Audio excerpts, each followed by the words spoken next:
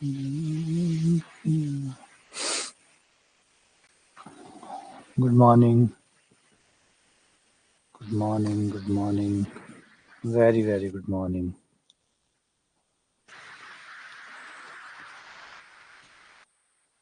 Good morning. Good morning. Good morning. Radhe Radhe.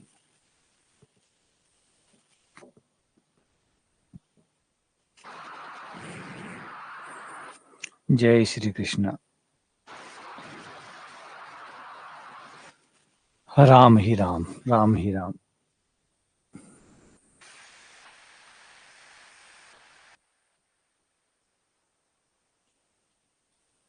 Good morning. Good morning. Good morning. Very, very good morning.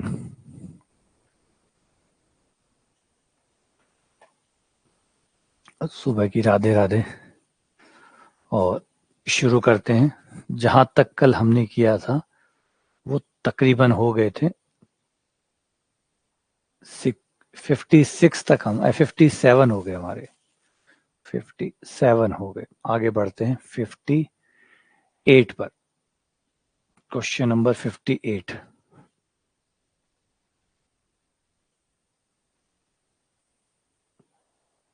Neck pain अच्छा खासा है, जबरदस्त है.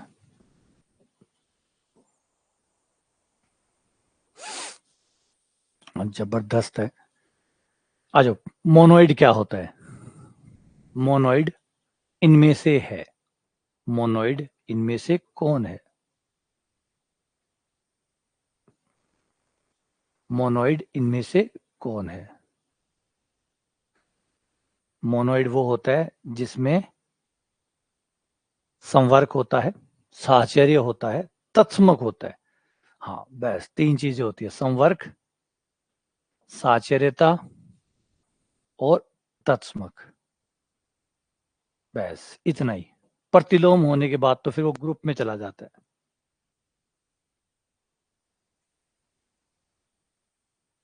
बिल्कुल. जय मां सरस्वती. अगला क्वेश्चन 59. डब्ल्यू पूर्ण संख्याओं का समुच्चय है. डब्ल्यू पूर्ण संख्याओं का मतलब whole number, set of whole number. ये सेट ऑफ होल नंबर है. सेट ऑफ होल नंबर है. प्लस के लिए आपको बताना है इनमें से ये कौन सा है. सामी है, मोनोइड है, समूह है या अबेली समूह है. Whole numbers.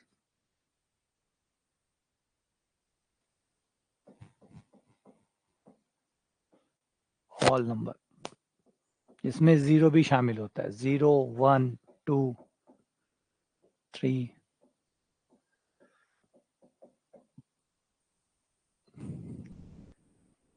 तो वो क्या है? संवर्त जवाब है, बिल्कुल है. साचर्य भी है. और मोनोइड हो गया. फिर तत्समक भी हो गया. तत्समक भी हो गया. सुनीता, तत्समक है इसके पास. नेचुरल नंबर होता तो 0 नहीं होता, लेकिन ये होल नंबर है और होल नंबर के पास 0 होता है और जोड़ का तत्समक 0 होता है. इसके पास, बेचारे के पास जो नहीं है वो सिर्फ प्रतिलोम नहीं है, इसके पास केवल प्रतिलोम नहीं है. केवल प्रतिलोम की कमी है इसके पास,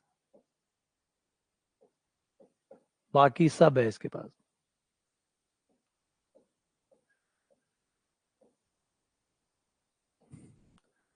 तो जवाब है मोनोइड. बाकी लोग ध्यान दें. मोनोइड ये, क्योंकि इसके पास ये नेचुरल नंबर नहीं है, होल नंबर है. होल नंबर के पास 0 आ जाता है. 0 आते ही इसका मतलब तत्समक आ गया. तत्समक आ गया. हाँ, बस इनवर्स नहीं है इसके पास. बस इसके पास इनवर्स नहीं है.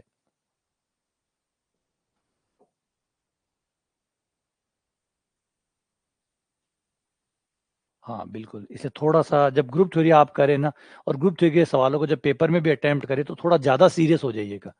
ग्रुप थ्योरी करते टाइम आप बहुत अटेंटिव होने चाहिए, कि ग्रुप थ्योरी में एक मामूली सी भी अगर आपने चीज मिस कर दी, इतने में सवाल गलत हो जाएगा. एक मामूली सी चीज भी मिस कर दी, बाहर आके बहुत धोखा होगा, ये बात पक्का है. एक छोटी सी भी चीज मिस कर दी तो अर्थ से अनर्थ हो जाएगा. तो जब भी आप ग्रुप थ्योरी को पढ़ें या पेपर में जब अटेम्प्ट करें तो ज़्यादा गंभीर हो जाएं, उस समय ज़्यादा अटेंटिव हो जाएं कि आप क्या कर रहे हैं, क्या लिख रहे हैं. किस परिभाषा के लिए निकाय एक समूह बनाता है? कौन सी संक्रिया है जिसके लिए एक, कौन सी संक्रिया के लिए ये एक समूह बनाता है? जवाब है बिल्कुल सही, बिल्कुल सही, सरस्वती। शाबाश, आंसर है डी, जोड़ के लिए।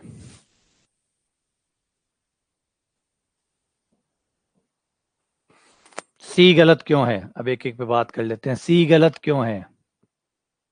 सी गलत क्यों है? क्योंकि बाकी सब तो मिल जाएगा, परंतु प्रतिलोम नहीं मिलेगा, क्योंकि गुणा है और प्रतिलोम नहीं होगा इस केस में।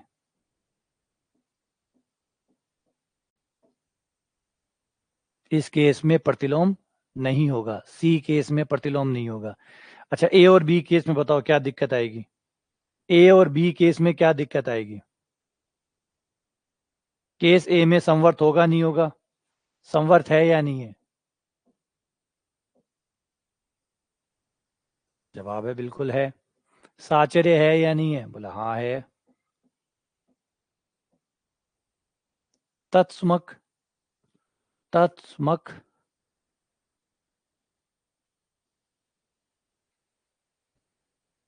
साचर्य है या नहीं है? ए साचर्य है या नहीं है? पहले वाली ए ऑप्शन वाली जो संक्रिया है वो साचर्य है या नहीं है?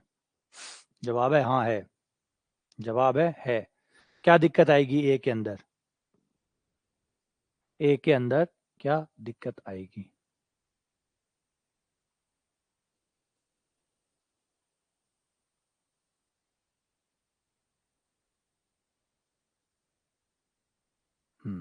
तत्समक नहीं आएगा।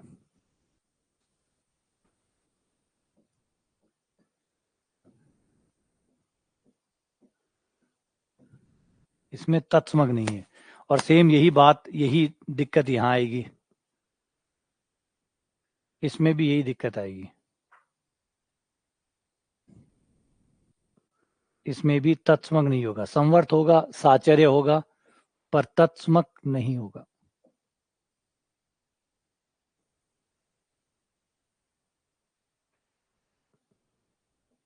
इसलिए गलत।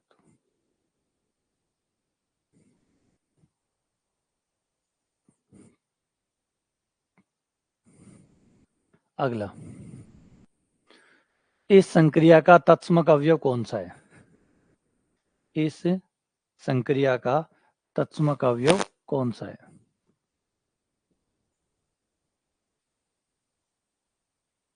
इस संक्रिया का, अब ये जितने भी सवाल मैं आप लोगों से करा रहा हूँ, तकरीबन तकरीबन 200 का टारगेट मेरा है। 200 सवाल हो जाएंगे, फिर लगभग 100 के आसपास के टेस्ट हो जाएंगे, तो तकरीबन 300 सवाल आपके ऐसे हो जाएंगे। फिर आप प्रैक्टिस शीट निकालेंगे तो 200 250 वहाँ पे भी है, 550 हो जाएंगे।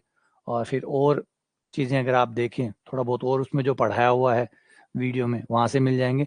तो आपको और एक्स्ट्रा क्वेश्चनों के पीछे माथापच्ची नहीं करनी है, बस आपको इन्हीं सवालों को बार बार बार बार बार बार दोहराना है। इन्हीं सवालों को, नए सवालों पे मत जाइएगा, क्योंकि सारे सवाल, हर टाइप के सवाल जो है वो कवर हो जाएंगे। सभी प्रकार के, चाहे छोटे से छोटा हो और चाहे बड़े से बड़ा हो, सभी प्रकार के सवाल इनमें कवर हो जाएंगे। ठीक है ना?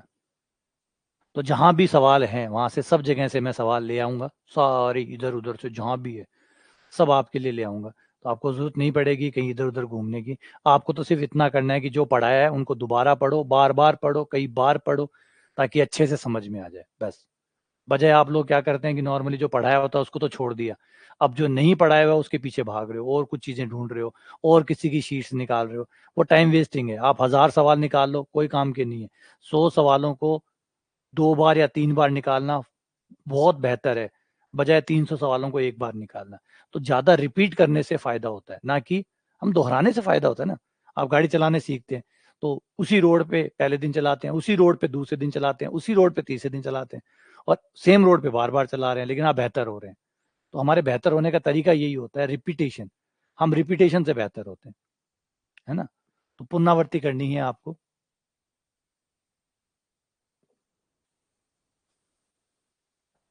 तत्सम क्या होगा इसका?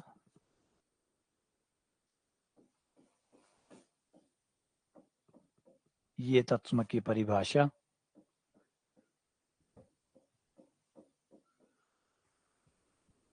E बराबर आ गया -1।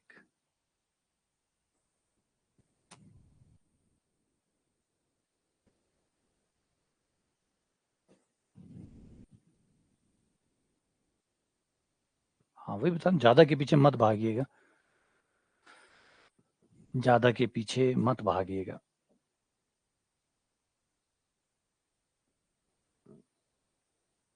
जैसे नॉर्मली क्या करता है बच्चा, जब बीएससी में होता है तो वो क्या करता है, खूब सारा पढ़ता है, खूब सारा पढ़ लेता है, पेपर में जब जाता है तो उसे थोड़ा थोड़ा याद आता है। लेकिन बीएससी में तो चलो काम चल जाता है, क्योंकि वो बना के, जुगाड़ करके, बढ़ा चढ़ा के पेश करके एक लाइन को 10 लाइन बना देता है। बीएससी में तो चलो वो काम चल जाता है, लेकिन क्या कंपटीशन में वो काम कर सकता है? जवाब है बिल्कुल नहीं कर सकता। तो कंपटीशन में वही आदत फिर बीएससी वाली रह जाती है कि खूब सारा पढ़ जाओ, पेपर आएगा तब देख लेंगे। और पेपर में यहाँ पे उल्टा होता है, कंपटीशन में उल्टा काम करता है ये चीज।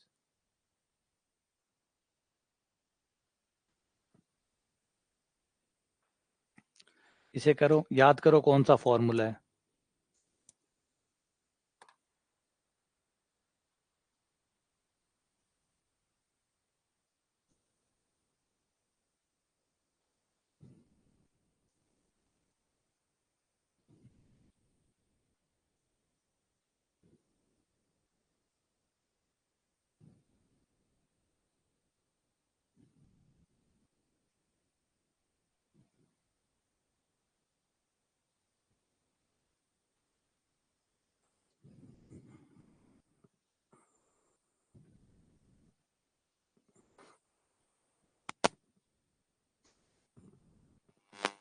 ए का ऑर्डर 35 है, ए की पावर 15 का ऑर्डर पूछे है, और हमारा फॉर्मूला कहता है कि किसी भी अवयव ए की पावर पी का ऑर्डर बराबर होता है ऑर्डर ऑफ ए बटा मैस है, मतलब महत्तम समावर्त्य, या HCF या GCD, किसका? पी का और ऑर्डर ऑफ ए का। इन दोनों का मैस से निकाल लो और ए के ऑर्डर में भाग दे दो। तो ए का ऑर्डर आपका हो गया 35, 35 ही है, ठीक है। और 15 और 35 का मैस से निकाल लें, मैस है 15,35, 15 और 35 का मैस है, मैस है मतलब वो नंबर बड़े से बड़ा नंबर जो दोनों को काटता हो। तो जवाब है 5, तो वो हो गया 5। तो 35/5, ये आ गया 7, ये आंसर आ गया। समझ में आया? बिल्कुल, शाबाश, बहुत बढ़िया, बहुत बढ़िया, बहुत बढ़िया। हम्म।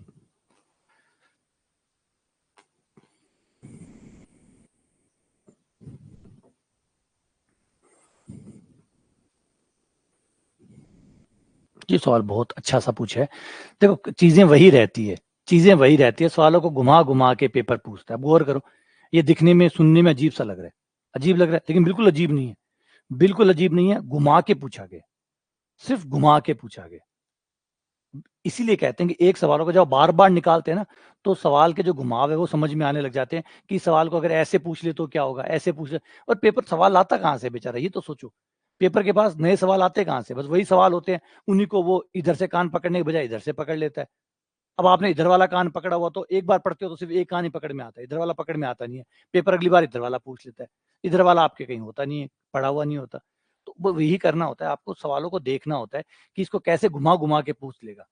उसका जो मर्म होता है ना, जो सार होता है, उस पे पहुंचना होता है। एक बार आप सार पे पहुंच गए क्वेश्चनों के, फिर आपको कोई किताब परेशान नहीं कर सकती। दुनिया में हजारों किताबें छप सकती है, लेकिन कंसेप्ट हजार थोड़ी हो सकते हैं, वो तो लिमिटेड ही होंगे। तो सार पे पहुंचो, ताकि इन सवालों से मुक्ति मिल जाए। वरना तो मैं कहूँ जब 5,000 निकाल लो आप, तो भी गारंटी नहीं है कि 5,000 एक वहां आपको आएगा, नहीं आएगा।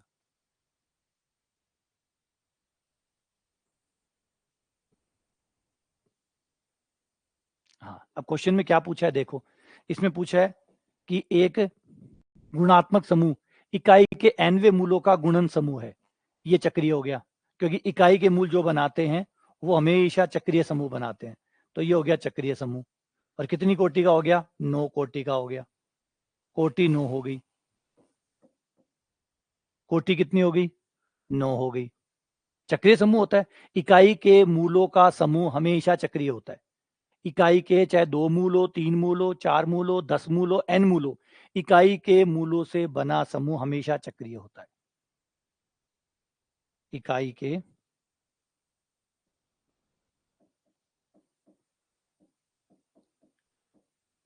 n वे मूलों से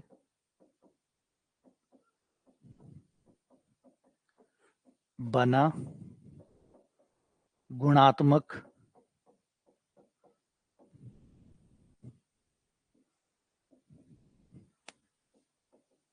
बना समुच्चय गुणात्मक चक्रीय ग्रुप होता है।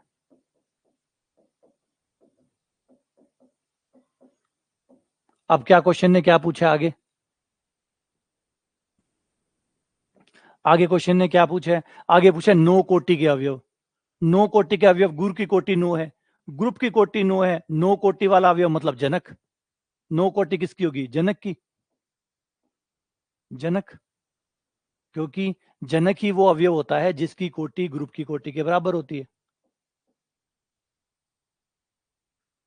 तो जनक पूछा है, तो क्वेश्चन ने ये पूछा है, कहने घुमा के पूछ लिया। क्वेश्चन ये पूछना चाहता है कि भाई जनकों की संख्या निकालो। मैंने कहा ना देखो सिंपल सवाल, अब यही तो करेगा ना पेपर वाले। पेपर की कमजोरी समझो, बेचारे रोज इतने सवाल कहाँ से लाते होंगे, रोज सवाल कहाँ से लाएंगे? वो तो मशीन थोड़ी लगी पड़ी है, सवाल बन के आ रहे हैं। वो क्या करते हैं, उन्हीं सवालों को थोड़ा सा घुमा फिरा के पूछते हैं। इतना सा घुमाने से काम बिगड़ जाता है। क्यों? क्योंकि जो रटके बैठा है उसको इतना तो पता है कि जनक कैसे निकालते हैं, उसे इतना तो पता है जनक कैसे निकालते हैं, लेकिन उसे ये नहीं पता कि 9 कोटि वाले अवयवों की संख्या कैसे निकालते हैं। जबकि बात एक ही है, लेकिन उसे वो डिफरेंस नहीं पता। समझे? उसे वो डिफरेंस नहीं पता। उसे 9 कोटि वाले अवयव और जनक का संबंध नहीं पता। उसे ये नहीं पता कि जब देखो रट के बैठने में यही तो बस काम कर जाता ना, इतना सा ही काम आप बिखेर देता है, सारा का सारा रटा हुआ पूरा सिस्टम बिखर जाएगा। जनकों की संख्या उसने पढ़ा हुआ है, किसी किताब में या किसी टीचर ने पढ़ा है कि फाई एन होती है, और फाई एन कैसे निकलता है वो निकालना आता है। वो फाई एन लगाता है, निकाल देता है, लेकिन कब निकालता है? जब जनकों की संख्या पूछी होती है। अब क्वेश्चन ने जनकों की संख्या नहीं पूछी, क्वेश्चन ने क्वेश्चन को घुमाया। पहले तो कहा इकाई के 9 मूलों का गुणात्मक समूह बना। उससे पहले ये पता होना चाहिए कि वो एक चक्रीय समूह होता है। फिर 9 कोटि के अवयव, 9 कोटि, ग्रुप की कोटि 9 है और अवयव की कोटि 9 है, इसका मतलब वो जनक है। तो फिर वो जनक निकाल पाएगा ना। तो यहाँ पे जनकों की संख्या पूछी गई है, जनकों की संख्या पूछी गई है। तो ये कितना हो जाएगा? ऑर्डर ऑफ कितना? 9 है। 9 को क्या लिख सकते हैं? 3 की पावर 2। तो आपका फाई 9 हो जाएगा।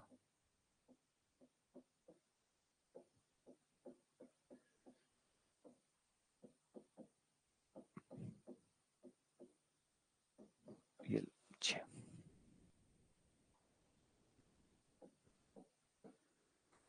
ये आपका आंसर हो गया। सही है। चलो अगला सवाल, ये भी अच्छा सवाल है।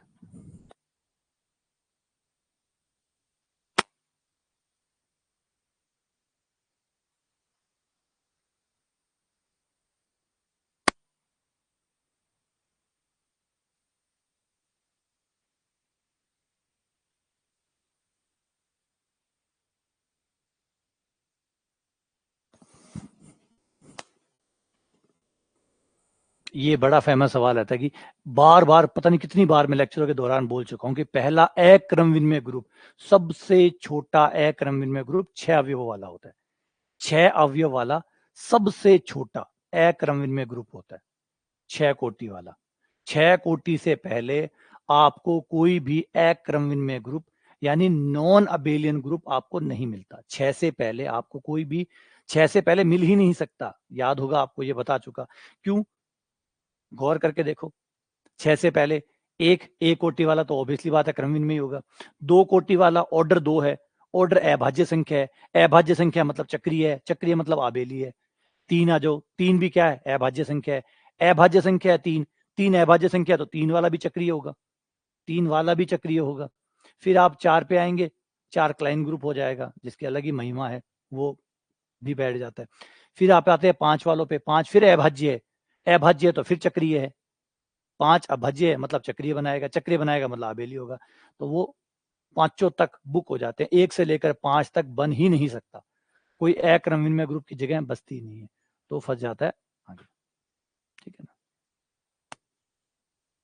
अभी वो जो 4 वाला ना कि 4 वाला क्यों नहीं बनता, उसकी एक थ्योरम है, उसको आएगा तब मैं आपको समझाऊंगा कि एक थ्योरम कहती है, थ्योरम मजबूर कर देती है कि कोई भी अगर कोई नंबर किसी ग्रुप का ऑर्डर पी स्क्वायर हो, किसी ग्रुप का ऑर्डर पी स्क्वायर हो, कोई भी ग्रुप है जिसका ऑर्डर पी स्क्वायर हो, जहां पी एक अभाज्य संख्या है,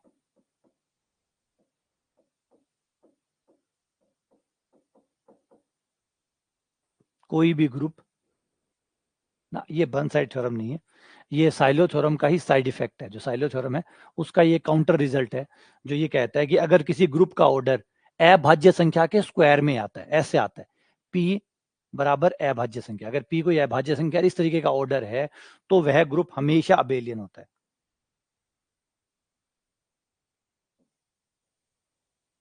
ये ग्रुप हमेशा अबेलियन होता है। तो अगर आप 4 को देखें, जिसका ऑर्डर 4 है, अगर उसको देखें तो 4 यानी 2 की पावर 2, 2 अभाज्य संख्या है, अभाज्य संख्या का स्क्वायर है, ग्रुप का ऑर्डर अभाज्य संख्या का स्क्वायर है, इसका मतलब है ये अबेलियन होगा।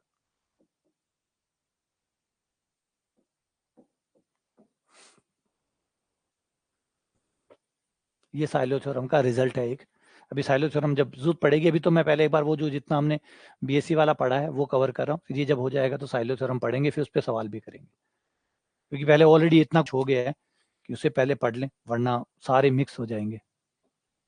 तो ये बात तो क्लियर होगी, ठीक है। आगे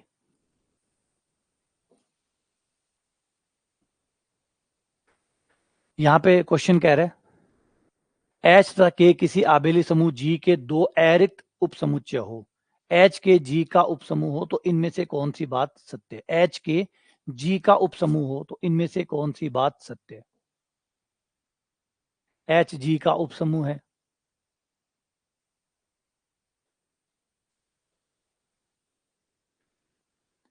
एच के जी का उपसमूह कब होता है, एच के जी का उपसमूह कब होता है।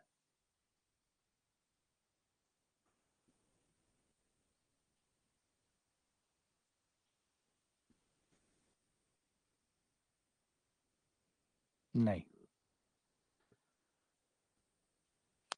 ध्यान से याद करिए।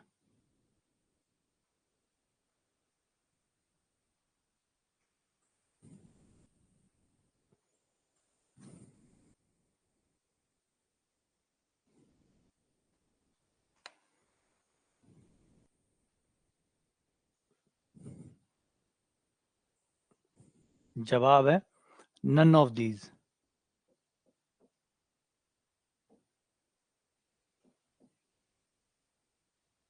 इनमें से कोई नहीं। एच के उपसमूह होने के लिए दो बातें जरूरी होती है। नंबर एक, एच और के जी के उपसमूह हो।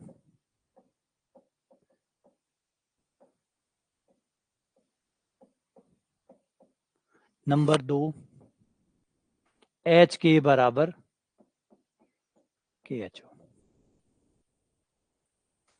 एच के बराबर के एच हो। ये दो शर्तें जरूरी होती है एच के को उपसमूह बनाने के लिए, याद करो, पढ़ाया हुआ है, थ्योरम पढ़ाई हुई है।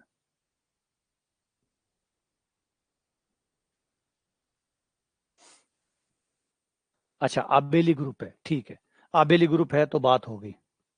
आबेली ग्रुप दिया हुआ है, सॉरी ये शब्द छूट गया, आबेली ग्रुप दिया हुआ है, हाँ बिल्कुल बिल्कुल, फिर ये बात मिस होगी।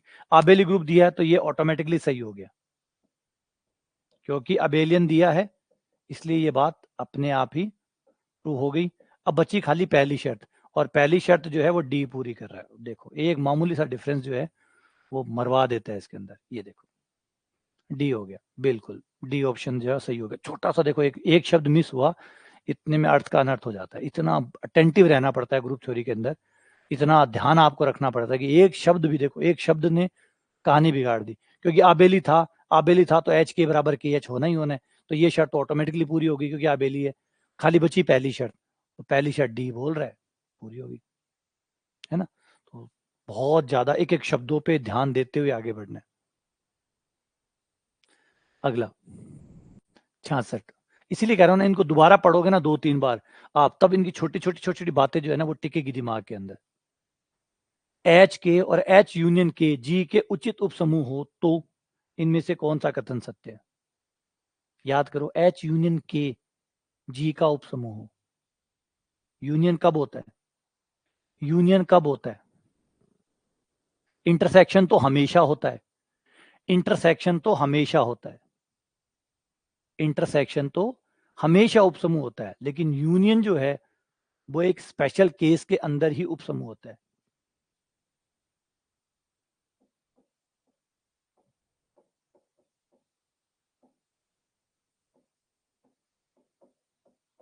यदि दी जब या तो के का अस्तित्व हट जाए या एच का अस्तित्व हट जाए।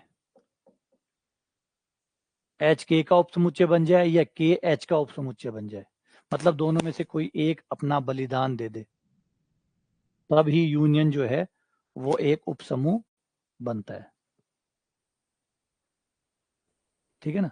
दोनों में से कोई एक अपना बलिदान दे दे, चाहे तो यूनियन, चाहे तो एच अपना बलिदान दे दे, एच के का उपसमुच्चय हो जाए या के एच का उपसमुच्चय हो जाए, यानी एक तो गायब हो जाए, तभी यूनियन बनता है।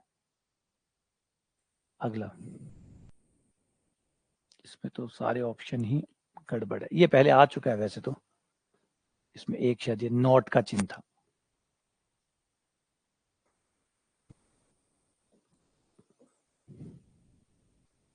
एच अगर जी का उपसमूह है तो निम्न में से कौन सी बात सत्य है? ये आ चुका है, रिपीट क्वेश्चन है वैसे ये रिपीट है ये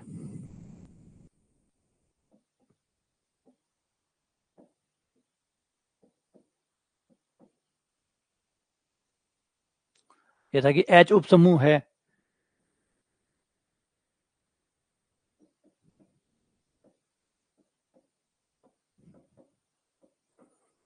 तो एच का इनवर्स करने पर वही आएगा जो एच है, क्योंकि हर अवयव इनवर्स भी होता है। एच को एच से संक्रिया कराने पर एच ही बनेगा, बाहर जा ही नहीं सकता, है ना? बराबर होगा, इसका मतलब एच एच उपसमुच्चय होगा एच का, तथा एच उपसमुच्चय होगा एच एच का।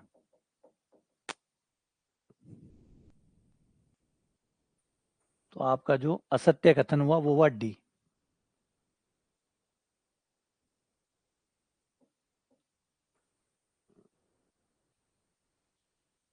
हाँ, क्वेश्चन नंबर 42 था क्या? क्वेश्चन नंबर 42 था ये।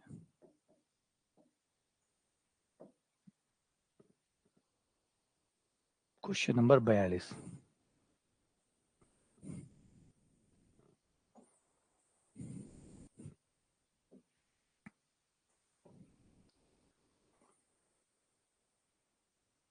समूह अंक 12, यानी ग्रुप का अंक जो है वो 12 है, तो जनकों की संख्या बताइए।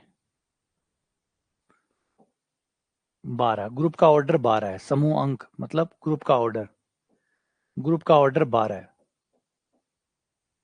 तो इसके जनकों की संख्या बताइए। जनकों की संख्या बताइए।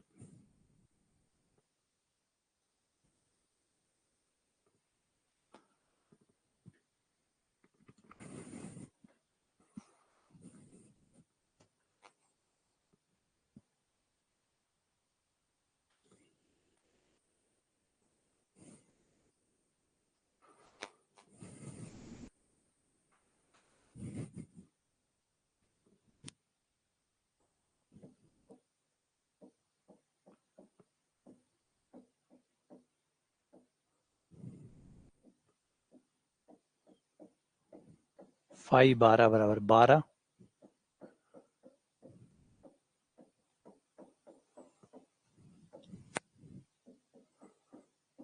गुणा 1/2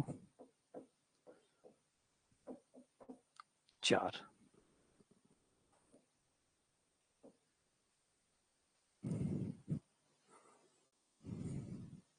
ठीक है, अगला सवाल। ए ग्रुप जी में उपसमूह H की कोटि 3 है, जी में उपसमूह H की कोटि 3 है, और जी विभाग ग्रुप की कोटि 7 है, तो जी की कोटि कितनी होगी? जी की कोटि कितनी होगी?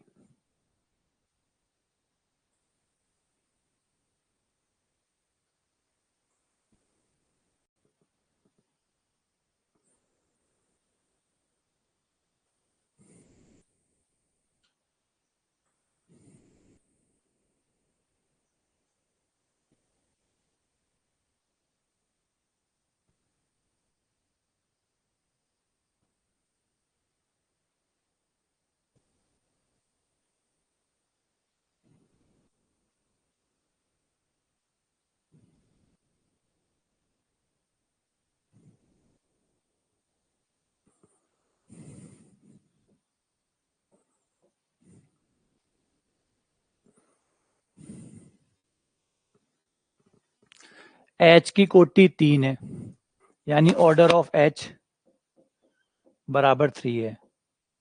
ऑर्डर ऑफ G निकालना है, G बटा H यानी विभाग समुच्चय, विभाग समुच्चय यानी G बटा H, G बटा H की कोटि 7 है, और हमारा फॉर्मूला कहता है कि विभाग समुच्चय G बटा H की कोटि बराबर होती है ऑर्डर ऑफ G बटा ऑर्डर ऑफ H। मान रखने पर इसका मान 7, इसका निकालना है, और इसका हो गया हमारा 4। 4 है या 3 है? 3 है। वज्र गुणा करने पर ऑर्डर ऑफ G आ गया हमारा 21।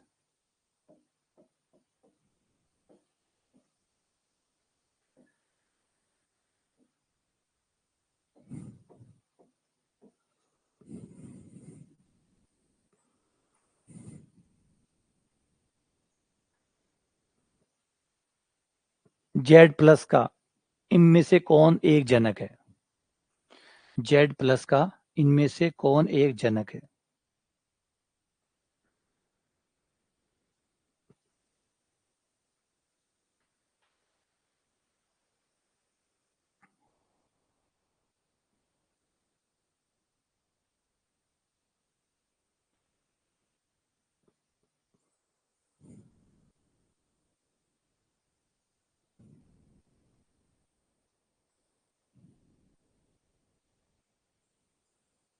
बिल्कुल सही,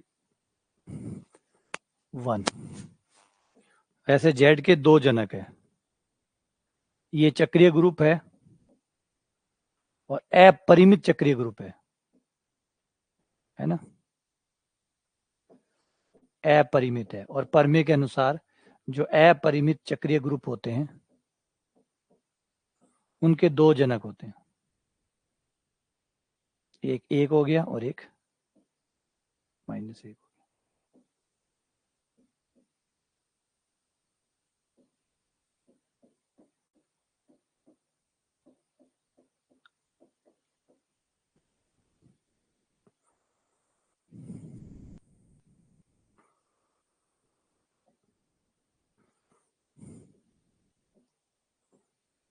8 तथा 12 कोटि के 2 चक्रीय समूह है, इनके जनकों की संख्या। क्वेश्चन सरल ही आते हैं, ग्रुप थ्योरी में से क्वेश्चन ज्यादा टफ नहीं आते, वो मामूली मामूली सी गलती होती है। देखो, पहली बात तो ग्रुप थ्योरी कोई पढ़ना नहीं चाहता, आप लोग धन्य हैं जो पढ़ रहे हैं, है ना, और मैं धन्य हूं जो पढ़ा रहा हूं, तो दोनों ही हम धन्य हैं एक तरह से देखें तो। पहली बात तो ग्रुप थ्योरी नॉर्मली जो पढ़ाते हैं ना, वो ऊपर ऊपर पढ़ाते हैं, वो कभी कुछ नहीं बताते, वो ऊपर ऊपर कहते हैं हाँ ये ग्रुप होता है, ये देखो ये संवर्त, ये क्रम विनिमयता, वो चारों पांचों चीजें एक बार में पढ़ा देते हैं। भाई मैं हमेशा मेरे तरीके से देखता हूँ कि मुझे इतना स्लो समझ में आता है, तो मुझे लगता है कि मेरे बच्चों को भी स्लो समझ में आता होगा। तो मुझे तो एक एक चीज पे बात करना पसंद है, संवर्त क्या होता है, हमने 2-3 लेक्चर तो संवर्त पे खर्च कर दिए थे, और वहां पे संवर्त, साचर्य, तत्समक, प्रतिलोम, क्रम विनिमयता पांचों एक साथ आती है, पांचों चीजें एक ही बार में आती है, और एक बार में आके अगली बार आप उप समूह, चक्रीय समूह, और 2 या 3 दिन में तो आप समाकारिता पे पहुंच जाते हो।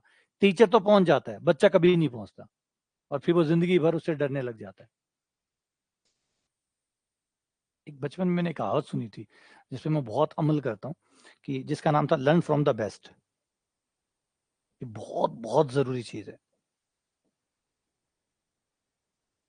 इस चीज को अपने जीवन में डाल लेना, ये बहुत कमाल की चीज है, अपने बच्चों के लिए और अपने परिवार के लिए और खुद के लिए। इस चीज को, इस लाइन को ना, इस लाइन को अपने दीवार पे टांग लेना, ये बहुत इंपॉर्टेंट है। Learn from the best. पता है, अगर आप हर किसी से पढ़ेंगे ना, हर किसी से सीखेंगे ना, तो उसकी कीमत आपको कभी ना कभी चुकानी पड़ेगी। एक छोटा सा एग्जांपल समझ लो, आपने कार सीखी और हर किसी से कार, देखो एक तो ये हो सकता था आप 4,000 रुपए बचा के, कोई नहीं पकड़ा आपने कि यार मुझे कार चलानी सिखा दे, वो सिखा देगा, आप सीख लेंगे। लेकिन पता है क्या होगा, उसकी कीमत आपको जिंदगी में कभी ना कभी किसी एक्सीडेंट के तौर पे अच्छी खासी कीमत आपको चुकानी पड़ेगी। वो 4,000 उस दिन तो बच गए, लेकिन वो कई 4,000 आपको बाद में चुकाने पड़ेंगे शानदार तरीके से। नहीं यकीन होता है तो ट्राई कर लो, आप देख लेना। अधिकतर जिन लोगों का एक्सीडेंट होता है उनका थोड़ा सा इतिहास टंटोलिए। जिनका भी एक्सीडेंट होता है, देखो ड्रिंक करके चला रहा है उसको अलग कर दीजिए, नॉर्मल जो सीधा साधा है उसका एक्सीडेंट होता है तो उसके रिकॉर्ड को उठा के देखिएगा। मैं गारंटी लेता हूं कि 90% केसेस में आपको कारण ये मिलेगा कि उन लोगों ने गाड़ी या तो खुद से सीखी थी, या फिर किसी को पकड़ लिया, भैया चलानी सिखा दे। अच्छा उसने क्या किया, अब क्या होता है जब गाड़ी, कोई एक्सपर्ट गाड़ी चलाना नहीं सिखाता तो पता वो क्या करता है, वो नियमों को नहीं सिखाता। वो तो कहता है गाड़ी चला, और चला, बस चला, अपने आप सीख जाएगा। वो कभी भी ये नहीं सिखाता कि आपको जब भी मोड़ना हो तो आपको इंडिकेटर देना होता है, इंडिकेटर का ध्यान पहले रखना होता है, 2-3 मिनट पहले ही आपको इंडिकेटर दे देना शुरू कर देना चाहिए, आपको आगे पीछे देखना चाहिए। जब एक्सपर्ट कोई सिखाएगा ना तो पहले वो नियम सिखाएगा। गाड़ी, उसको पता है कि गाड़ी बाद में है, पहले नियम, पहले नियमों का मैं होना जरूरी है। अगर ये नियमों में कमी रह गई तो कभी ना कभी बड़ा नुकसान होगा। जबकि एक जो एक्सपर्ट नहीं है, जो बढ़िया नहीं है, वो क्या करेगा, वो सिखाने पे फोकस करेगा ना कि नियमों पे। अगर नियम भाड़ में जाए, या तो तू सीख, सीखना ज्यादा जरूरी है। गाड़ी चला, कैसे भी चला, ठोक दे किसी को, चला, लेकिन तो वो इस तरीके से सिखाएगा। तो वो जो चीज है वो जो ठोक दे, वो ठोकेगा ही। पर जिससे आप सीख रहे हैं फर्क पड़ता है। चलो एक छोटा सा और एग्जाम्पल सिखाता हूँ, एक छोटा सा और एग्जाम्पल ले लो आप। जैसे मेरा बच्चा है, मेरा छोटा बच्चा है, उसको मैं खुद पढ़ाने में ज्यादा फोकस करता हूँ, जबकि ट्यूशन करवाई जा सकती है। पता ट्यूशन वाला क्या करेगा, ट्यूशन वाला उसके होमवर्क को जल्दी से करवाने की कोशिश करेगा, वो जल्दी से होमवर्क कर लेगा, उसका होमवर्क पूरा हो जाएगा, लेकिन उसकी राइटिंग बिगड़ रही है, उसकी राइटिंग बिगड़ रही है। जब मैं करवाऊंगा ना तो मैं इस बात पे फोकस करूंगा कि होमवर्क चाहे कम हो जाए, लेकिन जो होमवर्क वो कर रहा है वो अच्छे से करे। मैं अच्छे को आगे रखूंगा और होमवर्क को पीछे रखूंगा। जबकि ट्यूशन वाला क्या करेगा, होमवर्क को आगे रखेगा, अच्छे को पीछे रखेगा। इतना सा फर्क है, बहुत बड़ा डिफरेंस आ जाता है, बहुत बड़ा डिफरेंस है। जिनकी राइटिंग खराब हुई है, पूछिए उनकी राइटिंग क्यों खराब हुई। उनकी राइटिंग इसलिए खराब हुई कि उनका होमवर्क आगे था, अच्छा पीछे था। और जबकि, तो ये छोटी छोटी बातें हैं जो देखने में बहुत नॉर्मल लगती है, लेकिन इनका इम्पैक्ट आगे जाके बहुत बुरा होता है। आप में से बहुत सारे लोग देख लीजिए, मैथ तो आपने बहुत पढ़ी है, 12 साल पढ़ी है, 12 साल पढ़ी है, बीएससी में भी 3 साल पढ़ी है, 15, फिर आज हम ये क्यों पढ़ रहे हैं। जवाब है कि आपने अच्छों से नहीं पढ़ा। आपने जिनसे पढ़ा उन्होंने सिर्फ फॉर्मेट करे, उत्तर मिलाओ, जल्दी से उत्तर लाओ, जल्दी से उत्तर लाओ, पेपर पास करो, नंबर बनाओ। ऐसी थी ना, ऐसी थी ना, ऐसी टीचरों से पढ़ा, दोबारा पढ़नी पड़ रही है, दोबारा पढ़नी पड़ रही है। ये चक्र कब टूटेगा, जब तक आप किसी बेस्ट से नहीं पढ़ेंगे, जब तक आप किसी अच्छे से नहीं पढ़ेंगे, तब तक आपको चीजें बार बार पढ़नी पड़ेगी। तो ये जो कह रहे हो ना, कम चल जाए लेकिन फर्क समझिए, बहुत बड़ा डिफरेंस होता है। मैं अपनी जिंदगी में जो खालिस्तान महसूस मैंने किया ना, वो है कि ये जो एजुकेटेड का मतलब वो नहीं जिनके पास डिग्रियां ज्यादा है, नहीं, जो बेस्ट नहीं है ना अपने फील्ड में, अगर आप उनसे पढ़ोगे ना, इतना गलत सीख जाओगे कि जिंदगी लग जाएगी उसको ठीक करने में, पूरी जिंदगी खर्च हो जाएगी ये ढूंढने में, क्या सही पढ़ा था, क्या गलत, क्या सही, क्या गलत, क्या सही। इतना कचरा कर देंगे वो आपके पूरे एजुकेशन का कि पूछिए मत, ठीक करना मुश्किल हो जाएगा। इतनी मतलब मेंटेनेंस क्रिएट कर देंगे, जिंदगी भर ठीक नहीं कर पाओगे, दिमाग का दिमाग खराब कर देंगे। चलो एक और समझाता हूँ, दूसरा और ले लीजिए।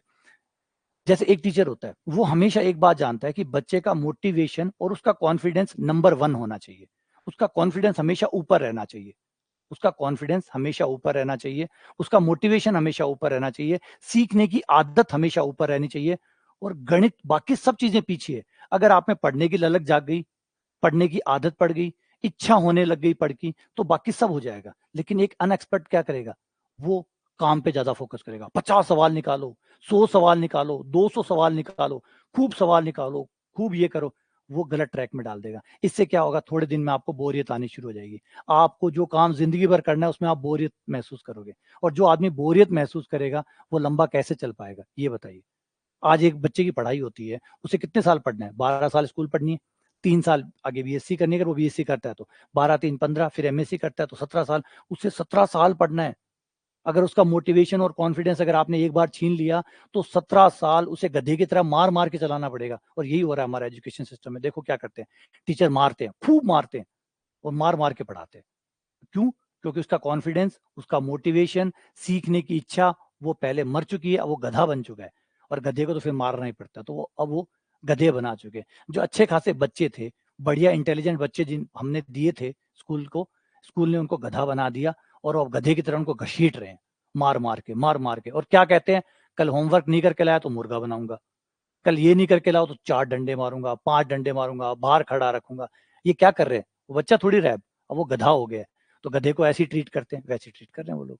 तो समझ रहे किसकी वजह से हुआ ये हुआ उस अनएजुकेटेड टीचर की वजह से, जो एक्सपर्ट नहीं था, जिसे पता नहीं था कि क्या आगे रखना चाहिए था, क्या पीछे, और उसने वो छीन लिया बच्चों से। अब आप कभी भी अपनी जिंदगी में बच्चों को कॉन्फिडेंस नहीं दे सकते, क्योंकि वो खो चुका है, वो कॉन्फिडेंस खो चुका है, वो मोटिवेशन खो चुका है, वो पढ़ने की इच्छा खो चुका है।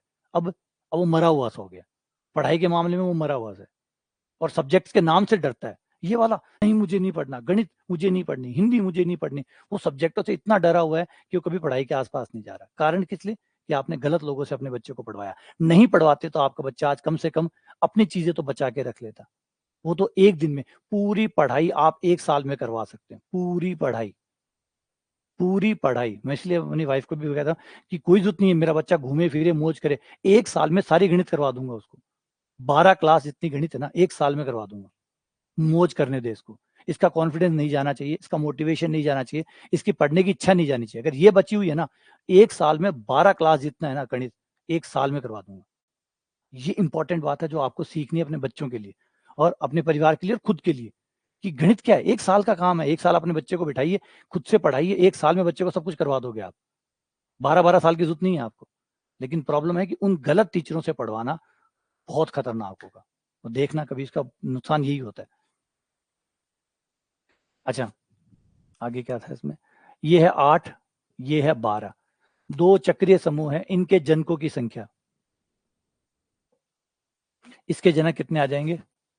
ये 8 वाला है तो 2 की पावर 3। आज आपने ग्रुप थ्योरी पढ़ी है ना, लगा बुरा। ग्रुप थ्योरी आपने पहले भी पढ़ी थी, ग्रुप थ्योरी आज भी पढ़ी है, कुछ फर्क नजर आ रहा है आपको। ग्रुप थ्योरी आपने पहले भी पढ़ी है, और ग्रुप थ्योरी अब ने आपने मेरे साथ भी पढ़ी है, फर्क नजर आ रहा है दोनों के अंदर। दोनों ही ग्रुप में क्या है, वितारा चंद कह रहा है क्वेश्चन सरल लग रहे हैं, ये क्वेश्चन ऐसे ही थे, ये क्वेश्चन पहले भी ऐसे ही थे। जब ग्रुप थ्योरी स्टार्ट नहीं हुई थी, जब आपने पहले पढ़ी थी, तब भी ये ऐसे ही थे, और आज भी ऐसे ही है। पहले भी ऐसे ही थे और आज भी ऐसे ही है। दोनों में क्या फर्क आया, सही तरीके से पढ़ना, सही ढंग से पढ़ाना बहुत इंपॉर्टेंट है। तो ये हो गया 8, इसके 4 आ गए, 12, फिर 12 वाले के निकाल लो।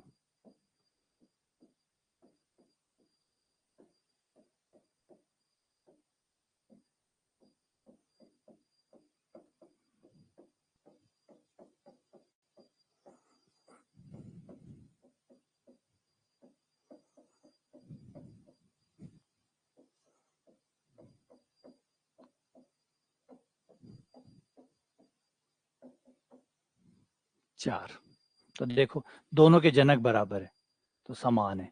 तो यहाँ पे एक इंपॉर्टेंट बात ये क्वेश्चन बहुत अच्छा बना है, क्योंकि नॉर्मली बच्चा क्या सोचता है कि ग्रुप की कोटि बड़ी है तो जनक भी ज्यादा होंगे, ज्यादा बड़ा ग्रुप ज्यादा जनक। नहीं, ऐसा नहीं है, ठीक है ना। जितना बड़ा ग्रुप उतने ज्यादा जनक, ऐसा नहीं होता। यहाँ गौर करो, 8 के जनक भी वही हैं जो 12 के जनक है, और इनसे भी एक बड़ा होता है जेड, जेड प्लस, ये तो सबसे बड़ा है, इसमें तो अनंत है। इसके जनक कितने हैं, इसके जनक 2 ही है, +1 और -1। तो ये जो क्वेश्चन है, ये क्वेश्चन इस बात को टारगेट करता है, इस समझ को टारगेट करता है। मैं बता तो रहा हूँ ना कि ये जरूरी पार्ट होता है, ये आप अपने बच्चों के लिए बहुत ध्यान रखिएगा। गलत टीचर से बिल्कुल भी मत पढ़वाइएगा, वो आपके बच्चे से वो छीन लेंगे जो नेचुरल है, जो नेचुरल है ना वो आपके बच्चे से छीन लेंगे, फिर आप वो डाल नहीं सकते। आप कॉन्फिडेंस किसी बाजार से नहीं ला सकते। आप बच्चे का मोटिवेशन, पढ़ने की जो इच्छा है, जो क्यूरियोसिटी है, वो नहीं ला सकते। आप सोचिए, अगर एक टीचर, हमें देखिए, मुझे देखिए, अगर कोई बच्चा क्लास में जब छोटा होता है तो उसके मन में बहुत सारे सवाल चलते हैं, बहुत सारे सवाल चलते हैं कि ये कहाँ से आया, तारा कहाँ से आया। पहले 5 क्लास तक बच्चों को इन्हीं सवालों के इर्द गिर्द ही रहना चाहिए, ना कि ये सिलेबस है, सिलेबस है। पहली क्लास के बच्चे का सिलेबस, दूसरी क्लास के बच्चे का सिलेबस, और काहे का सिलेबस? पहले इच्छा तो पैदा करो पढ़ने की। बहुत लंबा पढ़ना है इसको, इसको बहुत बहुत लंबा पढ़ना है। पहले इसके अंदर एक इच्छा जागृत कर दो पढ़ने की, क्योंकि जिंदगी भर पढ़ना है इसको। आप चाहे आईएएस बन जाए, चाहे आप डॉक्टर बन जाए, चाहे आप कुछ भी बन जाए, आपको जिंदगी भर पढ़ना पड़ेगा। आज एक सुप्रीम कोर्ट का जज है ना, अगर देखें तो वो सुप्रीम कोर्ट का जज है ना, चीफ जस्टिस है। क्या लगता होगा वो घर में 6 से 7 घंटे पढ़ाई करता होगा, 6 से 7 घंटे पढ़ाई करता होगा, ये कि आज कोर्ट में ये फैसला देना है तो उसको पढ़ के जाना पड़ता है। सुप्रीम कोर्ट का जज पढ़ रहा है। मोदी जी को देख लो, देश के प्रधानमंत्री है, होमवर्क ही करना पड़ता है। आज उस भाषा में जाके क्या बोलना है, आज उस भाषण में क्या बोलना है, आज किसके साथ मीटिंग करनी है तो उसको क्या बोल रहे हैं। तो ये तो आपको जिंदगी भर पढ़ना पड़ेगा। ये नहीं है कि आज आपकी पढ़ाई, आज आप नौकरी लग गए, पढ़ाई खत्म हो गई, नहीं। उम्र भर पढ़ाई है आपकी, उम्र भर। और पढ़ोगे तो ही आगे रहोगे। लीड वही करेगा जो रीड करेगा, लीड वही करेगा जो रीड करेगा। एक डॉक्टर, दो डॉक्टर में क्या फर्क होता है? एक डॉक्टर जो पढ़ता है, एक डॉक्टर जो नहीं पढ़ता है, बस। दोनों ही डॉक्टर है, दोनों ही डॉक्टर है, दोनों ही क्लिनिक चला रहे हैं। लेकिन किसका क्लिनिक बढ़िया चलेगा? जो डॉक्टर पढ़ रहा है। और जो डॉक्टर ने पढ़ना बंद कर दिया, उसका क्लिनिक वैसा ही चलेगा। तो चीजों में अंतर कब पैदा होगा? आप सेकंड ग्रेड में लगोगे, एक स्कूल में 2 मैथ्स के टीचर है, कौन सा बढ़िया माना जाएगा? दोनों ही मैथ्स के टीचर है, दोनों ही गवर्नमेंट में। अच्छा कौन सा माना जाएगा? जो पढ़ के आ रहा है। तो सीधी सीधी सब चीजें इसी तरीके से जुड़ी हुई है आपके साथ, कि पढ़ना सीखिए, ना कि कोई आपको पढ़ाए या कोई और करे। बहुत गंदा तरीका एक सिस्टम में डाल दिया और बच्चों का, मैंने कहा, बेड़ा गर्क कर दिया। आज Z8, इसके कितने सह समुच्चय होंगे? बिना फॉर्मूला स्पीड नहीं मिलेगी, स्पीड आपको फॉर्मूले से मिलेगी। अगर खाली जनक पूछा है कि जनकों की संख्या पूछी है तो आप सीधा निकालेंगे ना, क्यों माथापच्ची करेंगे? टाइम का फर्क पड़ेगा। अब इसके अंदर है, बताइए सह समुच्चयों की संख्या कितना होगी?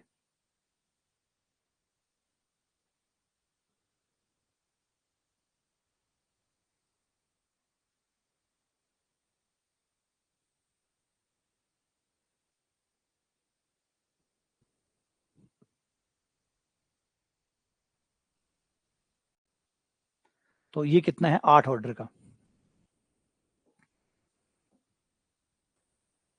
ये 8 ऑर्डर का है।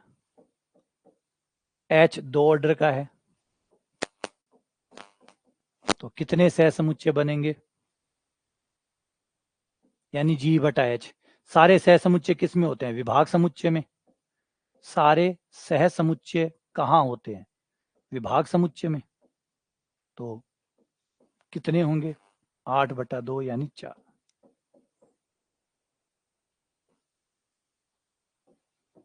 4 बनेंगे। ठीक है ना? क्योंकि क्या पूछ रहा है? सह समुच्चयों की संख्या। और सह समुच्चय किस में होते हैं? G/H में, यानी G/H की संख्या पूछ रहा है। सह समुच्चयों की संख्या पूछे या विभाग समुच्चय में अवयवों की संख्या पूछे? विभाग समुच्चय के अंदर सह समुच्चय तो होते हैं। विभाग समुच्चय के अंदर क्या होते हैं? सभी सह समुच्चय। तो सभी सह समुच्चय की संख्या, यानी ऑर्डर ऑफ G/H। अगला, इनमें से त्रुटिपूर्ण कौन सा है, मतलब गलत कौन सा है? इनमें से गलत कौन सा है? इनमें से गलत कौन सा है?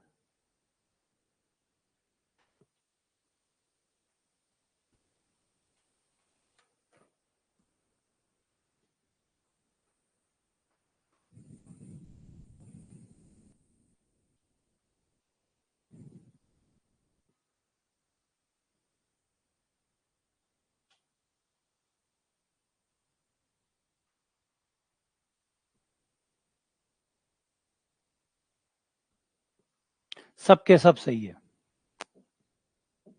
सबके सब सही है। True, true, true. तो जवाब है कोई नहीं, सबके सब सही है। सब के सब सही है, जो गलत है कोई भी नहीं।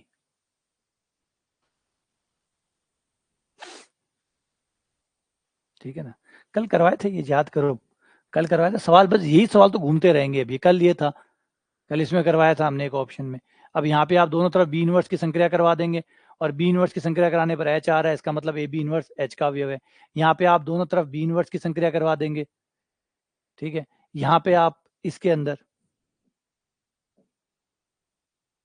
ये भी हमने करवाया हुआ है, एच ए का इनवर्स है, तो ये हो जाएगा आपका ए इनवर्स एच इनवर्स, और एच इनवर्स बराबर एच हो जाएगा, क्योंकि एच ग्रुप है तो एच इनवर्स बल्कि एच ही होगा।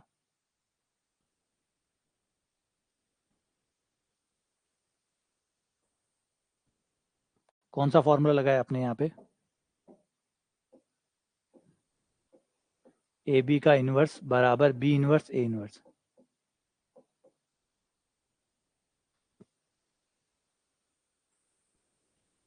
याद करो, पहले करवाया हुआ है ये, पहले करवाया हुआ है ये।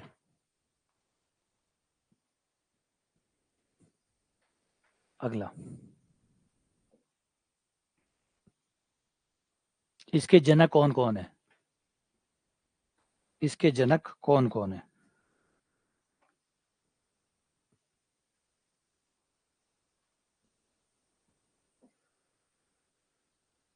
ए स्क्वायर ए क्यूब डैश डैश ए की पावर 6 बराबर ई।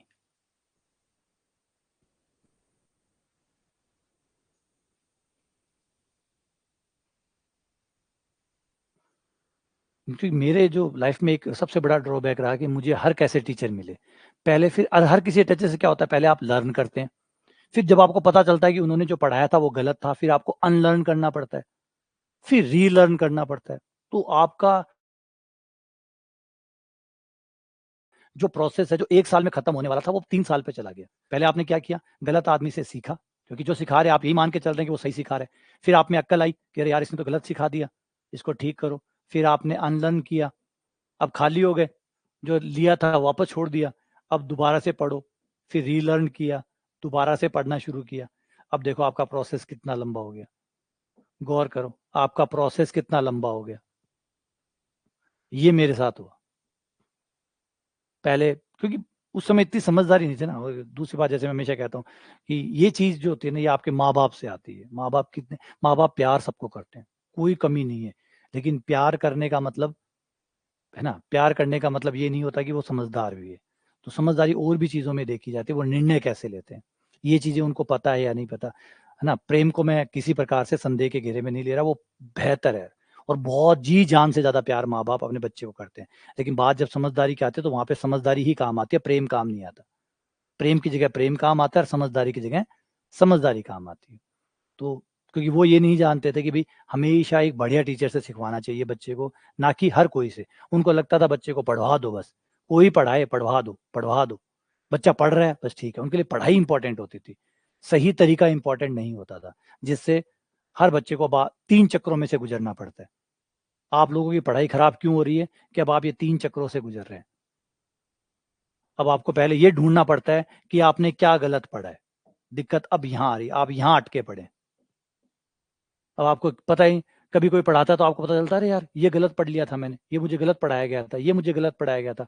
फिर गलत को ठीक कर रहे होते हैं, यहाँ अटके रहते हैं। मेरे हुए काफी साल बर्बाद हुए इस चक्रों में।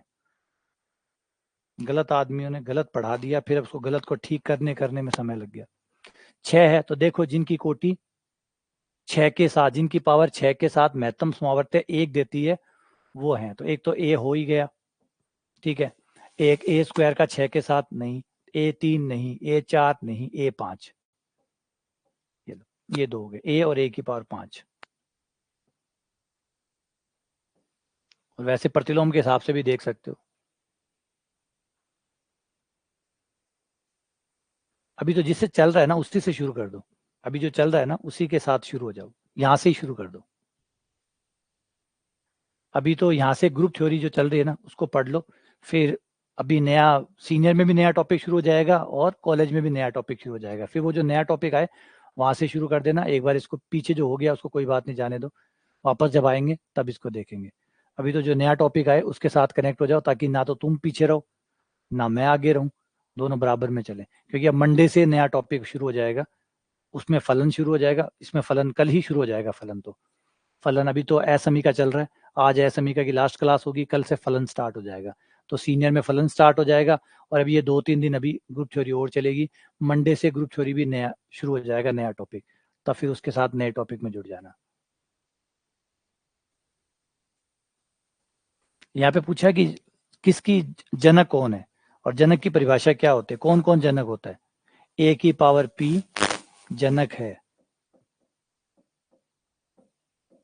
कब होता है, यदि पी और एन का मैस है एक आए। यहाँ पे एन कितना है, 6। एन का मतलब है ग्रुप की कोटि, ग्रुप की कोटि कितनी है, 6। तो देखो 6 के साथ किस किस का मैस है, एक आता है। 6 का किस किस के साथ मैस है, एक आता है। तो 6 का मैस है एक के साथ, और 5 के साथ एक आता है। बाकी सबके साथ एक नहीं आता है, तो वो जनक नहीं है। और वैसे भी एक तरीका और है, प्रतिलोम निकाल लो। ए तो जनक है ही, ए का प्रतिलोम यहाँ कौन होगा, ए की पावर 5 होगा। ए का प्रतिलोम, ए का प्रतिलोम यहाँ होगा ए की पावर 5।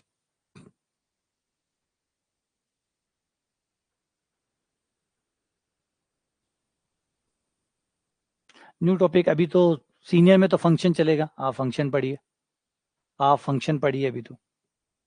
सीनियर में तो फंक्शन चलेगा, और इसमें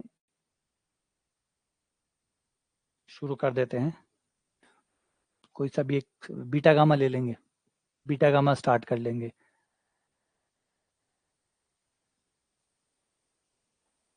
बीटा गामा फलन, आप बीटा गामा फलन पढ़ लीजिए। बीटा गामा फलन जो है ना वो पढ़ लो। समस्त पूर्णांकों के योज्य समूह Z का एक उचित उपसमूह है। इसका उचित उपसमूह कौन है। हाँ, इसका 200 का टारगेट है, मेरा ग्रुप थ्योरी का 200 का टारगेट है। जैसे ही 200 पूरे हो जाएंगे फिर मंडे से अपन, और मंडे की जगह ट्यूसडे भी हो सकता है, क्योंकि मेन 200 का टारगेट है। 200 पूरे हो जाएंगे उसके बाद शुरू कर देंगे। अब जैसे आज तो फ्राइडे हो गया, आज भी 2 क्लास अगर मैं लेता हूँ तो भी लगभग हो जाएंगे, कल शायद हो जाने चाहिए मेरे ख्याल से। क्योंकि ग्रुप थ्योरी वाले क्वेश्चन ज़्यादा टाइम लेते नहीं है, ये बंदे वो हैं जो ज़्यादा टाइम लेते नहीं है। ये देखो, ये 4Z है, सही है। ये कौन है, ये 4Z है। ये तो ग्रुप है ही नहीं, ये ग्रुप है, लेकिन क्वेश्चन ने कहा है उचित, उचित नहीं है ये। ग्रुप तो है, उपसमूह तो है, परंतु अनुचित है,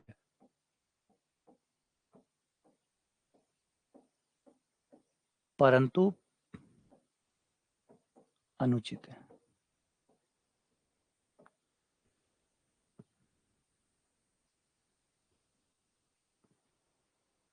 और ये तो ग्रुप ही नहीं है, क्योंकि ये समवर्ती नहीं है, क्योंकि ये समवर्ती नहीं है। 1 + 1 2 आता है, 2 यहाँ है ही नहीं। ये भी नहीं है, ये भी समवर्ती नहीं है। 1 + 1 2 आता है, तो ये ग्रुप ही नहीं है। अब बच गया आपके पास डी, तो डी आपका आंसर हो गया, ये सही है। ठीक है ना। वो तुच्छ है, क्या नाम रखा है, तुच्छ। हिंदी का नाम है, वैसे तो इंग्लिश में तो ठीक है। इंग्लिश में तो बोलते तो ऐसा लगता है ट्राइबल, ट्राइबल ग्रुप है। यहाँ वापस आ जाओ, बता दो कौन सी बात सही है। एच जो है वो जी का एक उपसमूह है, तथा ए बिलोंग्स टू जी है। तो भाई कौन सी बात सत्य है, कौन सी बात सत्य है। बढ़िया, कमाल, अच्छी बात पूछिए, मजा आएगा, करो, बताओ कौन सी बात सही है।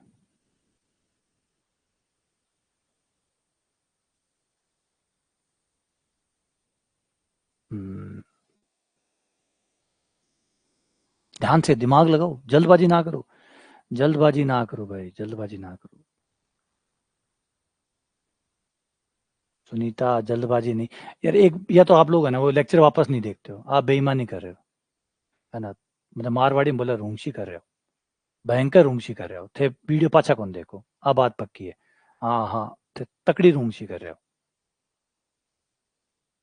है ना। थे वीडियो पाछा कौन देखो थे, एक बार मतलब देख लियो जी टाइम लाइव चल है, बी टाइम देख कर बाहर निकल जाओ। बस एक बार में समझ में आ गया जब तो ठीक है, नहीं तो पाछो क्या ना देखना है। वहां चीख चीख के ये बात कही है, ये उन वीडियो में चीख चीख के ये बात कही है। ये वाली बात, एक बात बताओ, बताया था, बार बार बताया था, HA HB बराबर HAB होता है, ये कब सत्य है? पहली बात तो ये बताओ, ये सत्य कब है? यह हमेशा ही सत्य है?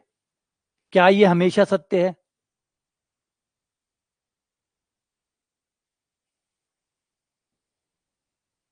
वंशी मतलब बेईमानी। हाँ, ये शर्त तब लगती है जब एच खाली उपसमूह नहीं पर सामान्य उपसमूह होता है, तब ये बात काम करती है। क्या यहाँ पे पर सामान्य उपसमूह है? जवाब है नहीं, तो बात तो पहले यहीं खत्म हो गई, पर सामान्य नहीं है तो ये बात लागू होगी नहीं। दूसरी, अगर मान लीजिए पर सामान्य होता तो भी HA बराबर HAA बनता, तब भी HAA बनता, तब भी HAA बनता, यानी HA स्क्वायर बनता, तब भी ये नहीं बनता। तो बी तो किसी भी हाल में सही नहीं है, पर सामान्य दिया ही नहीं है, पहली बात तो वहीं गलत हो गया ये। दो दो सहसमुच्चय वापस एक सहसमुच्चय बनाते हैं, ये केवल तभी होता है जब पर सामान्य होता है। दो सहसमुच्चय वापस से एक सहसमुच्चय बनाते हैं, ये बात केवल तभी होती है जब H एक पर सामान्य उपसमूह होता है। याद करो, थ्योरम भी थी और हमने बताया भी था, मैंने पर सामान्य उपसमूह की खास बातें बताई थी कि क्यों पर सामान्य उपसमूह को हम काउंट करते हैं, क्यों पर सामान्य G/H में हम पर सामान्य क्यों ले रहे हैं, ऐसी क्या मजबूरी है हमारी कि हमें H पर सामान्य लेना पड़ रहा है। तो उसकी जो खास बात थी वो यही थी कि एक तो ये दाएं बाएं का डिफरेंस नहीं करता, दाएं बाएं का डिफरेंस ये नहीं करता एक। दूसरी बात थी कि दो सह समुच्चय वापस एक सह समुच्चय बनेंगे, इसकी गारंटी सिर्फ पर सामान्य उपसमूह देता है। सिर्फ पर सामान्य उपसमूह ही हमें इस बात की गारंटी देता है कि अगर दो सह समुच्चय लेते हो और उनकी संक्रिया कराते हो तो वापस सह समुच्चय बनेगा। इस बात की गारंटी केवल तभी तक है जब H पर सामान्य उपसमूह है। तो फिर बी सही कैसे हुआ? तो जवाब है सिर्फ ए सही है, और ए पर कोई भी हो ए पे लग जाएगा, क्योंकि ए जो है वो नॉर्मल नियम है, ए जो है वो एकदम सामान्य नियम से आया है। ए बी इनवर्स बराबर बी इनवर्स ए इनवर्स।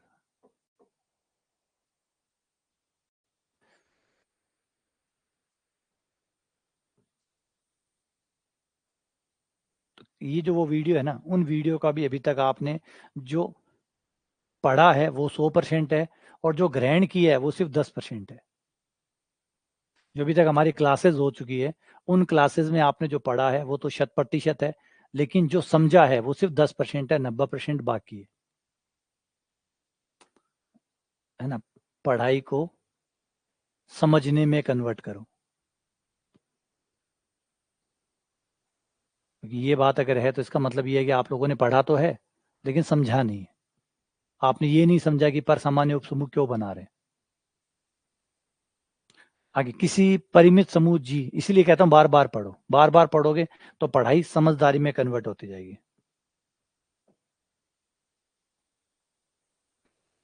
जल्दी, इसका क्या आएगा?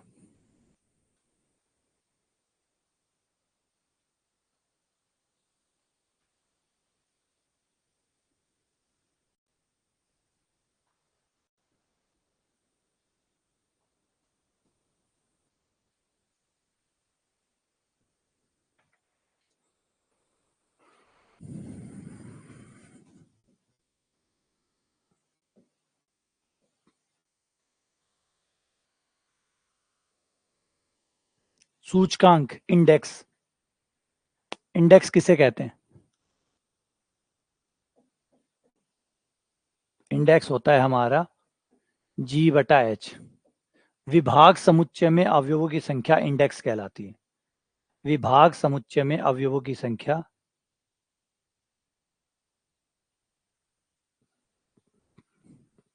जी की कोटि का, ये तो ऐसे ठीक नहीं लगा यार, जी की कोटि पूरा लिखना चाहिए था, अधूरा है ये। जी की कोटि का एच का भाजक,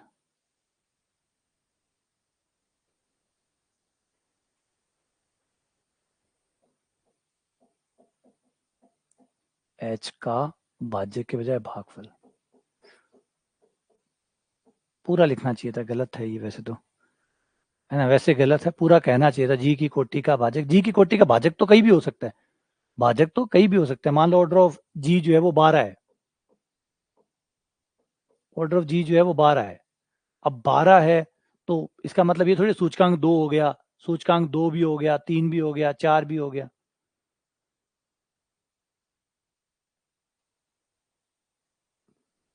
ऑर्डर ऑफ एच, अगर ऑर्डर ऑफ एच 3 है तो फिर अपना सूचकांक बना 4, है ना। तो थोड़ा सा ये अधूरा है, डाउटफुल है ना। तो उसको कह तो सकते हैं कि ए सही है, लेकिन मामला फंसने वाला है, अस्पष्टता है इसके अंदर, अस्पष्टता है।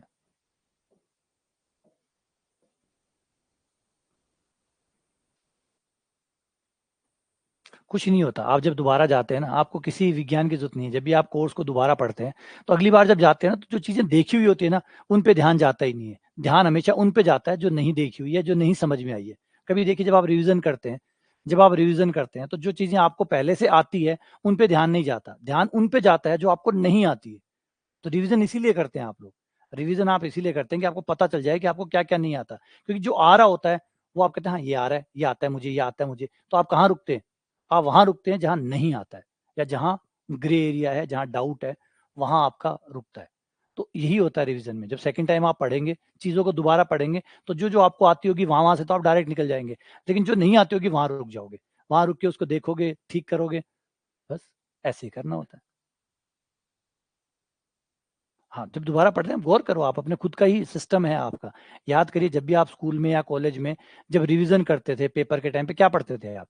तो जो आपको आता था वो तो आप ठीक है आता है, जो नहीं आता था वही पढ़ते थे, जो नहीं आता था वो पढ़ते थे। तो दोबारा जाते अपने आप पता चल जाता है क्या मुझे आता है, क्या मुझे नहीं आता। जो मुझे आता है वो तो आता ही है, जो नहीं आता है वो पढ़ना है, वो क्लियर हो जाता है।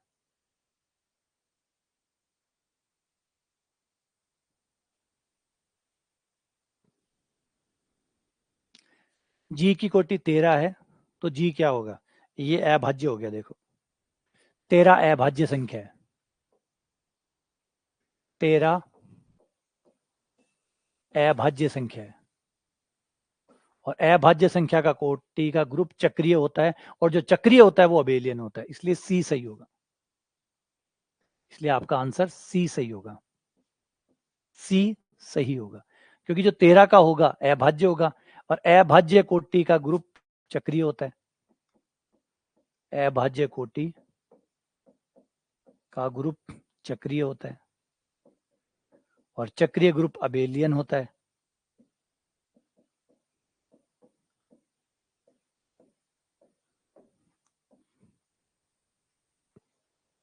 ना। इससे ये जुड़ गया और सी आंसर आ गया। अगला, ये गलत, ये तो गलत सही है यार। 2 और 7 से जनित उपसमूह, ये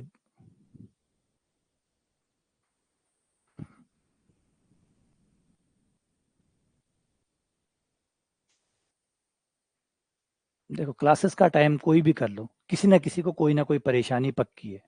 आप सुबह क्लास लोगे तो कोई ये कहेगा कि सुबह मेरे बच्चे स्कूल जाते हैं, मेरे घर का काम रहता है, खाना बनाना रहता है। आप शाम को बोलोगे तो लोग बोलेंगे शाम को हमारा डेटा खत्म हो जाता है, डेटा नहीं बचता।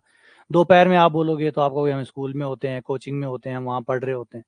तो कोई टाइम आप किसी से पूछ के बता दो, कोई एक, सारे बच्चे एक टाइम पे एग्री हो जाए। तो इसलिए ऐसा कोई टाइम नहीं होता, इसलिए वही होता है जो पढ़ाने वाला अपने हिसाब से तय करता है, बस वही टाइम सही होता है। अगर आप एक एक बच्चे से पूछें तो ट्राई कर लो।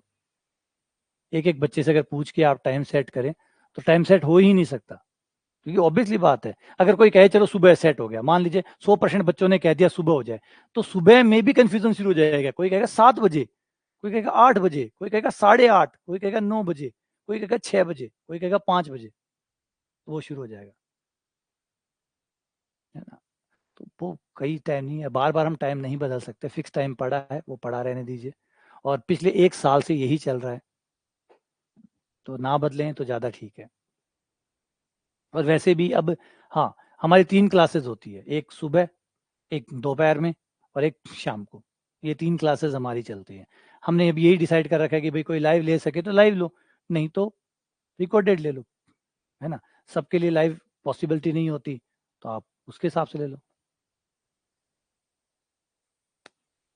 2 7, 2 और 7 से जनित, देखो 2 से जनित तो हो जाएगा 2Z, है ना, 2Z हो गया। 7 से जनित हो गया 7Z, 2Z और 7Z। 2Z 2 से जनित कैसे हुआ? 2Z का मतलब हुआ 2 से बनाया हुआ, तो जनक 2 है, तो आप 2 से बनाएंगे तो 2 की पावर 1 2 आ जाएगा, 2 की पावर 2 2 + 2 4 हो जाएगा, 2 की पावर 3 6 हो जाएगा, तो ये आपका बन जाएगा यहाँ पे, है ना। 2 से जब जनित करोगे तो आपका ये बन जाएगा,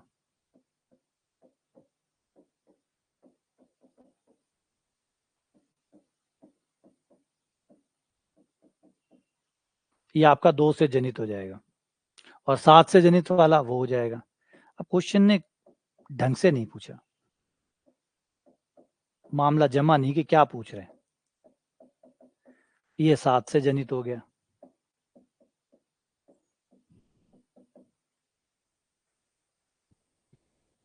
ये हो गया। अब क्वेश्चन कह रहा है 2 तथा 7 से जनित, 2 से जनित ये रहा, 7 से जनित ये रहा। अब कहना क्या चाहते हो, क्या करवाना चाहते हो, है ना। तो मामला यहाँ पे, या तो ये कहते 2 × 7 से जनित तो 14 हो जाता, तो एग्जैक्टली अस्पष्टता है क्वेश्चन में।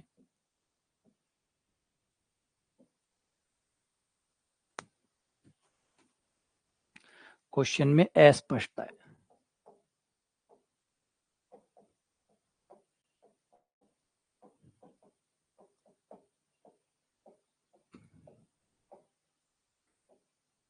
इसकी भावनाएं समझ में नहीं आ रही, इसके भाव क्या है। हाँ, ये हो सकता है, शाबाश, अनिल सही कह रहे हैं, अनिल कह रहे हैं इंटरसेक्शन हो सकता है। हाँ, ये बात ठीक है, ये जमी, सर्वनिष्ठ पूछ सकता है, तब ये बात सही है कि 2Z का और 7Z का, शाबाश अनिल, तब 2Z और 7Z का जो होगा वो 14Z होगा, क्योंकि फिर वो गुणा जा जाएंगे। बिल्कुल सही, बहुत बढ़िया, हाँ,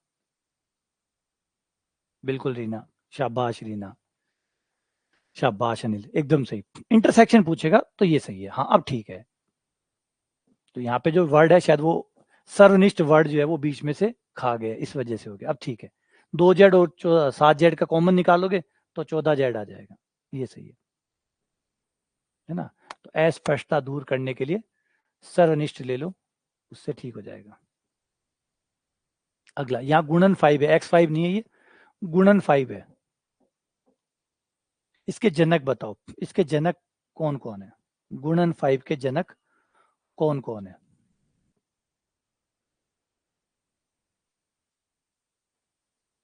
इसके जनक कौन कौन से, एक क्वेश्चन आया भी था शायद, इस बार आया था, या सेकंड ग्रेड में एक आया था ऐसा ही क्वेश्चन, जनक पूछे थे। जनक तो बड़े पसंद है, आरपीएससी हो चाहे कोई भी कंपटीशन हो, जनक बहुत पसंद है। जनकों की संख्या, कौन कौन जनक है, कितने जनक है, इसमें से कौन जनक है।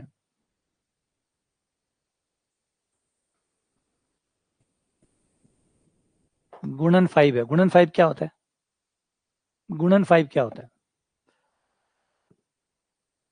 गुणन 5 होता है गुणा करके 5 का भाग देके जितना शेष फैलाए उतना लिखना है। 5 से पहले गुणा करनी है, नॉर्मल गुणा जो होती है वो करनी है, नॉर्मल गुणा करके 5 का भाग देना है, फिर जो बचे वो लिखना है। शेषफल जो आए वो लिखना है। क्या 2 ये काम कर सकता है? ट्राई कर लेते हैं, पहले 2 को ट्राई कर लेते हैं, क्योंकि 2 देखो 1 तो हो नहीं सकता, क्योंकि 1 तो तत्समक है और तत्समक जनक हो नहीं सकता, तो 1 तो रेस से बाहर आ गया, 1 तो रेस से बाहर आ गया। क्यों? क्योंकि 1 तत्समक है और तत्समक जनक नहीं होता।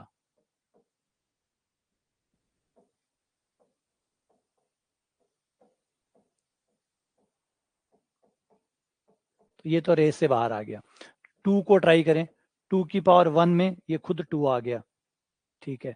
और वैसे ऑर्डर निकाले ना, ऑर्डर निकालें, ग्रुप का ऑर्डर 4 है, तो जिसका ऑर्डर 4 होगा वही जनक हो गया। तो 2 की पावर 1 करेंगे 2 आएगा, 2 की पावर 2 करेंगे 4 आएगा, 2 की पावर 3 करेंगे तो 3 आएगा, 2 की पावर 4 करने पर 16 आएगा, 16 में 5 का भाग लग के 1 आ जाएगा। तो बिल्कुल 2 की कोटि 4 है, इसका मतलब 2 जनक है, 2 जनक है। 2 की कोटि 4 है, जो कि ग्रुप की कोटि है, यानी 4 जनक हो गया। फिर 3 को ट्राई करें, 3 पे 1 पावर करने पर 3, 3 पे 2 पावर करने पर 4, 3 पे 3 पावर करने पर टोटल आ जाएगा 27 और भाग लग के 2 आएगा, और 3 पे 4 पावर करने पे 81 आएगा, 81 का 1 आ जाएगा। तो 3 की कोटि भी 4 होगी, वैसे ही ये प्रतिलोम भी है, ये हो गया, यानी ये जनक और ये जनक। अब 4 क्यों नहीं है? क्योंकि 4 की पावर 2 करने पर ही 1 आ जाएगा, तो 4 की कोटि 2 है, 4 की कोटि 2 है, जो कि ग्रुप की कोटि के बराबर नहीं है, यानी ये जनक नहीं है, ये जनक नहीं है। तो जनक सिर्फ 2 और 3 है। इस बार ज्यादातर लोगों ने सही आंसर दे दिया इसका, बिना ये कंफ्यूज किए हुए कि गुणन 5। आज गुणन 5 ने ज्यादा परेशान नहीं किया आपको, है ना। कल वाली डांट का फर्क आज पड़ गया, है ना। फर्क पड़ता है ना, डांट का फर्क पड़ता है। जब आप डांटते हैं तो फर्क तो पड़ता है, असर तो करती है। आज गजेंद्र ने भी गलती नहीं की आज गजेंद्र ने भी गलती नहीं की, आज गजेंद्र ने पहले आंसर दिया और सही दिया, है ना। डांट काम तो करती है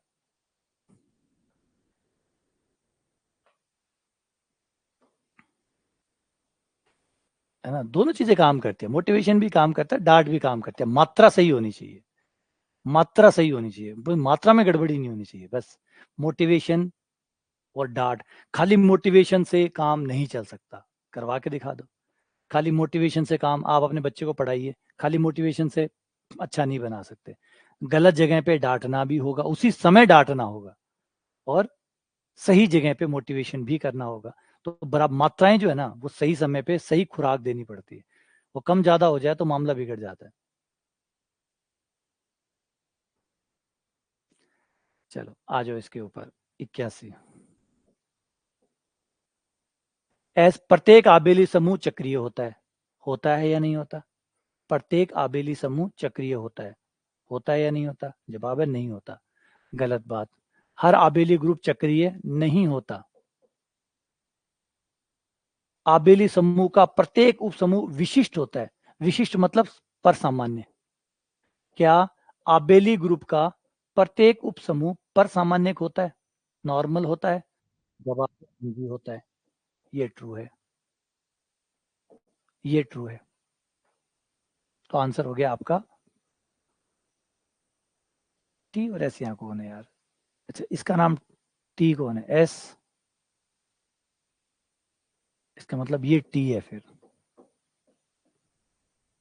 एस गलत है, टी सत्य है, सी हो गया।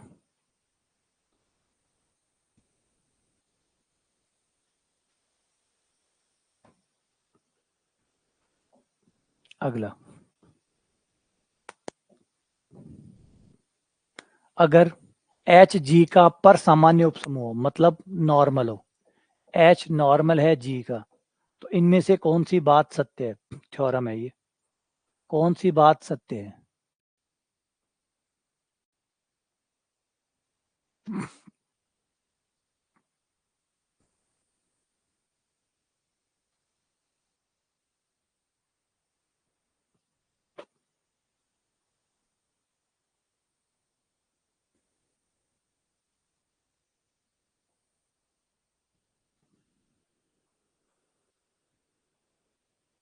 बिल्कुल बिल्कुल, दो बातें सत्य है, ए भी सही है और डी भी सही है, क्योंकि ये दोनों एक ही बात है, दोनों एक ही बात है। अगर मैं दोनों तरफ जी से संक्रिया करवा दूं,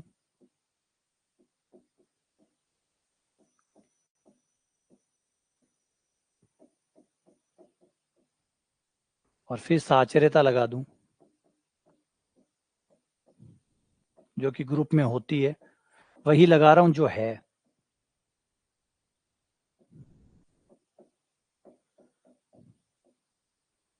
जी एच बराबर एच जी, तो ये दोनों बातें सत्य है, ए और एच।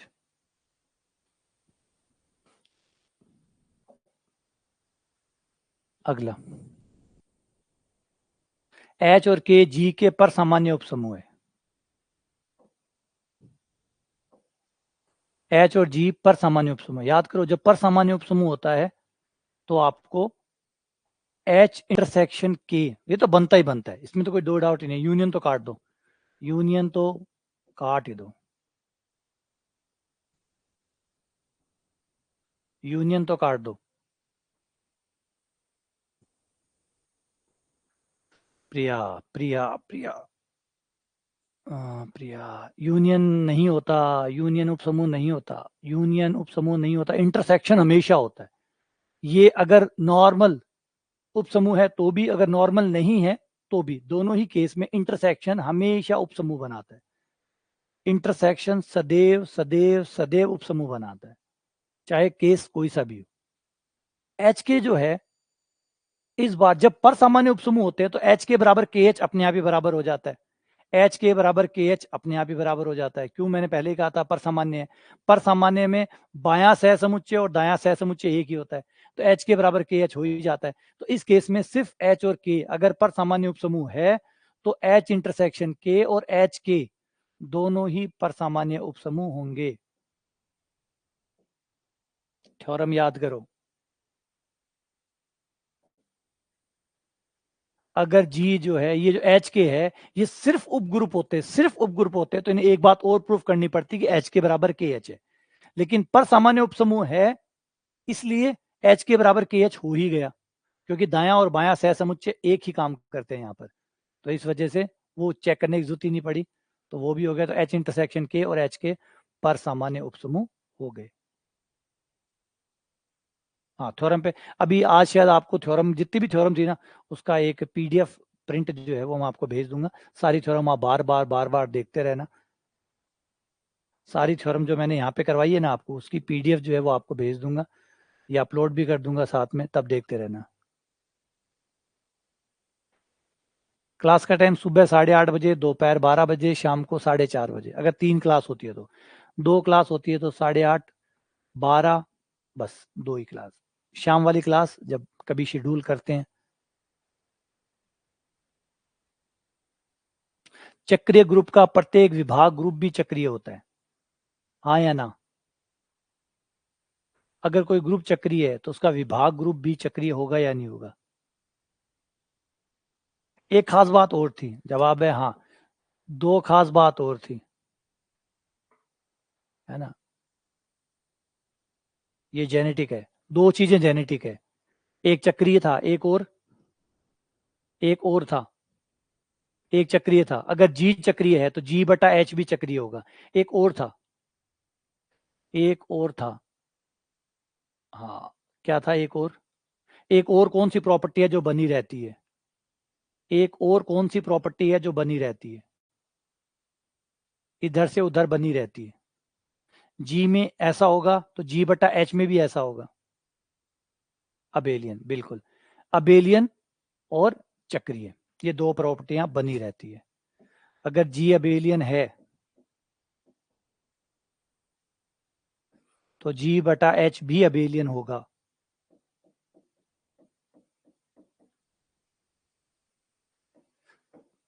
जी अगर साइक्लिक है तो जी बटा एच भी साइक्लिक होगा।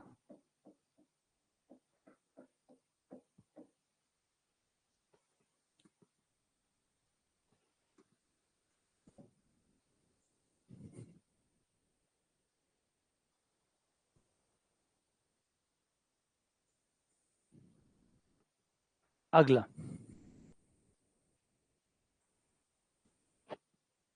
परमे, परमे है।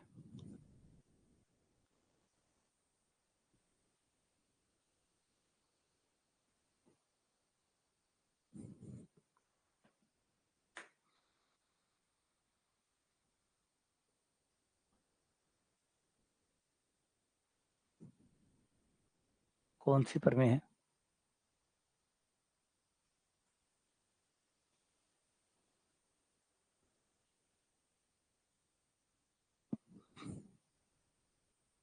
बिल्कुल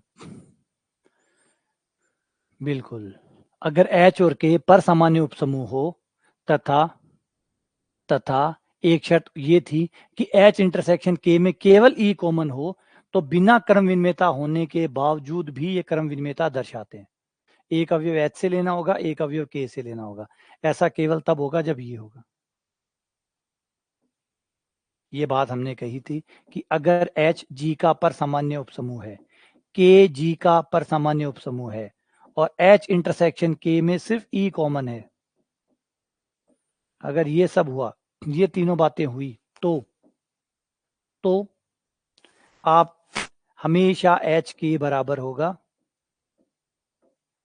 के एच, जहां एच एच का अवयव होगा और के का अवयव।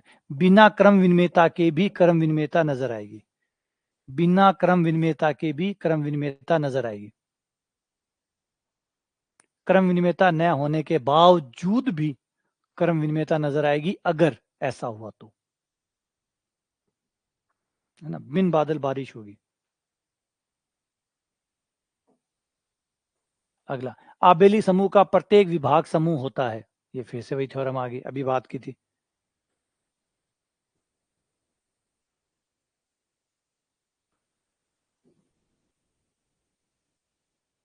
आबेली समूह का प्रत्येक विभाग समूह होता है।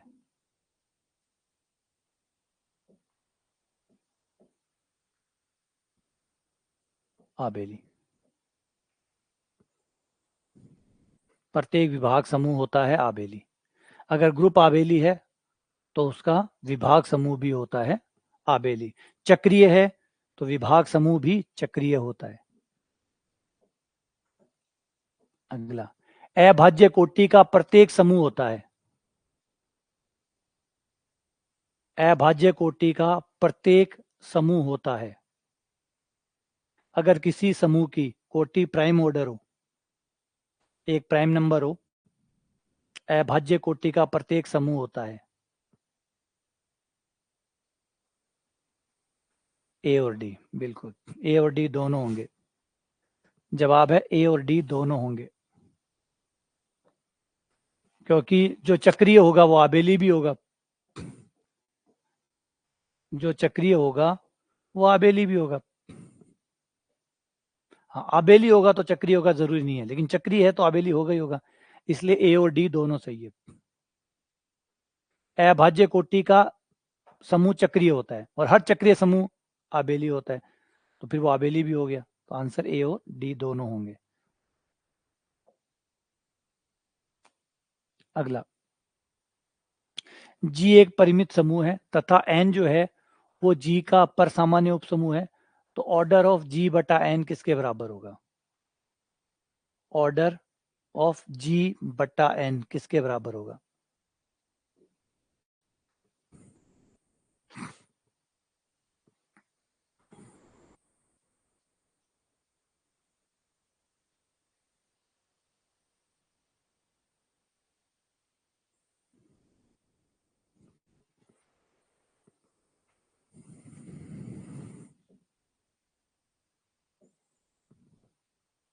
ऑर्डर ऑफ जी बटा एन बराबर होगा ऑर्डर ऑफ जी बटा ऑर्डर ऑफ एन।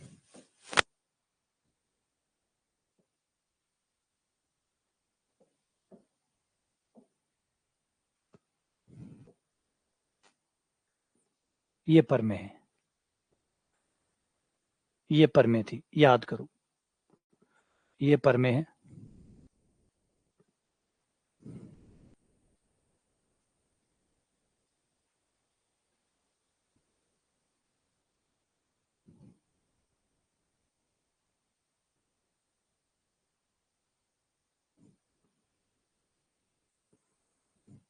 याद करो।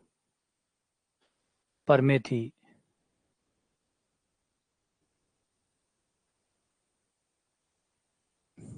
ग्रुप थ्योरी में अगर आप वैसे अपने, अगर आपको परमे याद नहीं है, आपको तथ्य याद नहीं है, और आप अपने अंदाजे से तुक्का मारेंगे ना, वो गलत जाएगा। ग्रुप थ्योरी में तुक्के काम नहीं करेंगे, ये याद रखिए, ग्रुप थ्योरी में तुक्के काम नहीं करेंगे। यहाँ पे तुक्के बिल्कुल, वैसे गणित में काम करते भी नहीं है, और ग्रुप थ्योरी में तो बड़े स्पेशल हो जाते हैं कि तुक्के काम नहीं करते।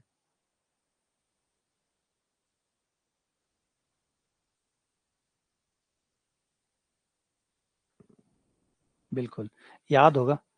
ये थ्योरम बताई थी तब कहा था ये बड़ी स्पेशल थ्योरम है। जब ये थ्योरम पढ़ाई थी तब एक स्पेशली कमेंट मैंने कहा था कि ये थ्योरम बड़ी कमाल की थ्योरम है, और ये पेपर में इससे सवाल पूछे जाते हैं, क्योंकि बड़ा विचित्र संयोग बनता है इसके अंदर कि एन जो है वो जी का नॉर्मल समूह है। एन जी का नॉर्मल समूह है, तो आपका जो एच इंटरसेक्शन एन होता है, जबकि एच यहाँ पे कोई खास समूह नहीं है, केवल उपसमूह है। केवल उपसमूह होने के बावजूद भी एच इंटरसेक्शन एन जो है वो एच का पर सामान्य उपसमूह होता है, और साथ ही साथ जी का भी होगा, साथ ही साथ एन का भी होगा, ये तीनों का होगा।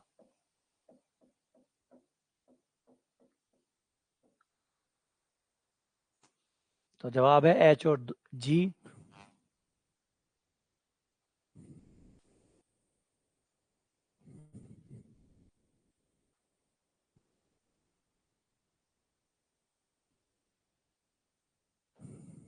नहीं पता है तो छोड़ दो, हाँ ये बात ध्यान रखो, क्योंकि यहाँ तुक्के चलेंगे नहीं, क्योंकि बनाने वाले को पता है कि तुक्का मारेगा मारेगा तो वो गलत तरीके से बनाएगा।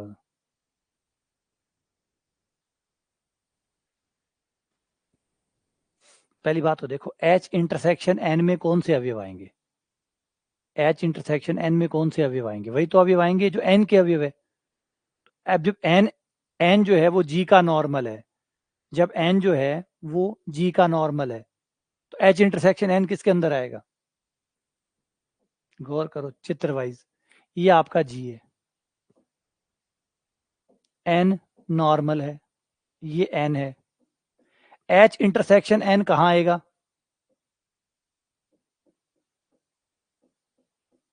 यही तो होगा। अगर एन जी का नॉर्मल समूह है तो एच इंटरसेक्शन एन,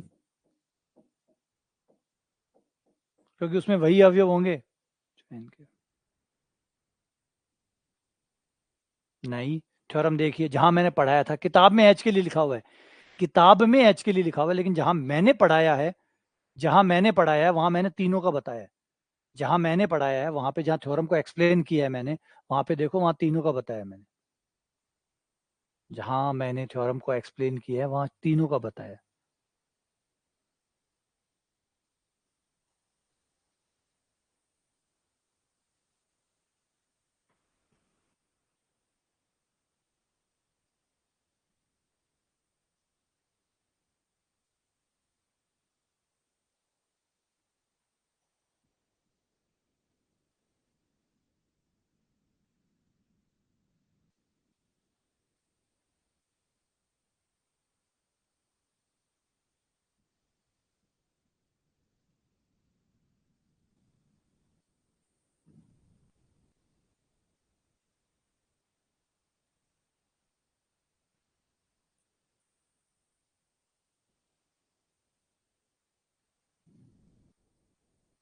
देखो शायद ये रहा।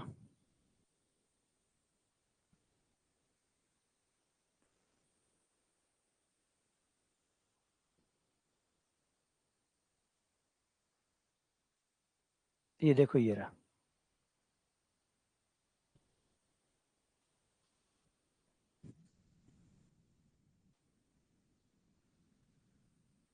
ये देखो याद है, एच इंटरसेक्शन एन, ये देखो एच इंटरसेक्शन एन, एच का भी है, एन का भी है, जी का भी है, याद है।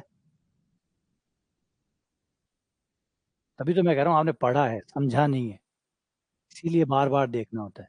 देखो ये याद करो, ये रहा, और डायग्राम बना के समझाया था इस थ्योरम को,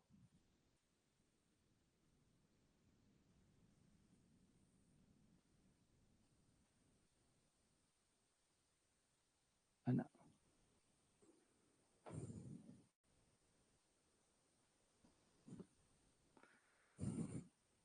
नहीं, मैंने एक्सप्लेन किया था, इसलिए ज़रूरी था कि मैं आपको दिखाऊं कि ये मैंने एक्सप्लेन किया है, आप लोगों को बताया था मैंने आप लोगों को कि देखो ये ऐसे होता है।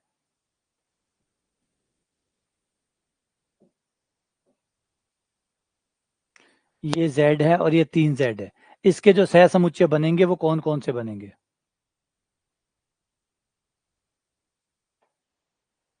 बुक में है, लेकिन क्लास 21 नंबर की क्लास है जिसमें मैंने पढ़ाया था। अभी आपको वीडियो दिखा भी दिया था कि कंफर्म हो जाए कि हाँ भाई आप ये कह दो नहीं सर आपने नहीं बताया था। किताब में नहीं लिखा हुआ था वो अलग बात थी, लेकिन मैंने जब एक्सप्लेन किया था तो मैंने बताया था कि ये सबके होंगे, ये सबके होंगे, ये मैंने बताया था।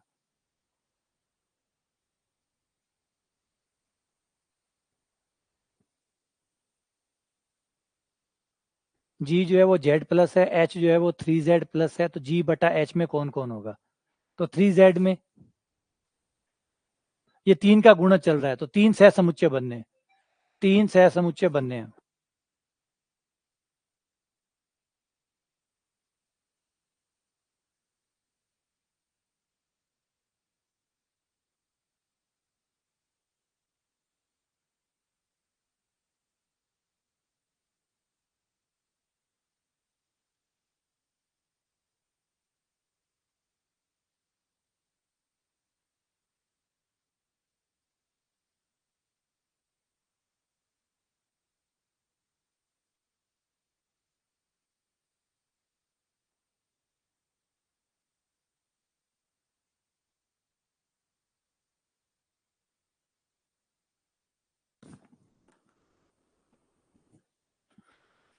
तो यहाँ 3 बनेंगे, h प्लस 1 h प्लस 2,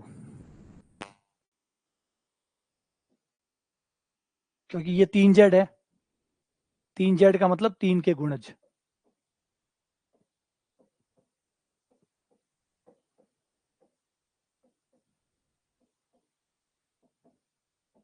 है ना? वैसे ये h है इसका नाम। इसमें एक तो h प्लस 1 करोगे, 1 4 7 10 -2 -5 ये आ जाएगा। और फिर h प्लस 2 करोगे तो ये आ जाएगा 2 5 8 और 11 -1 -4, और उसके बाद फिर रिपीट होना शुरू हो जाएगा। बस ये 3 ही बनेंगे, h प्लस 1 और h प्लस 2। बाद में यही रिपीट करना शुरू कर देंगे बाद में, क्योंकि 3 के बाद में जैसे 3 जोड़ोगे ये ऊपर वाला वापस आ जाएगा। 4 पे ये आ जाएगा, 5 पे ये, 6 पे ये, 7 पे ये, 8 पे 1, 9 पे ये, वापस ही घूमने। ये सवाल इस बार पेपर में भी आया था, ये इस बार पेपर में आया था सवाल।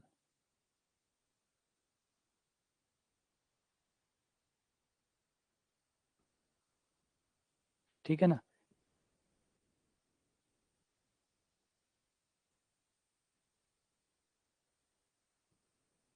चलो आगे।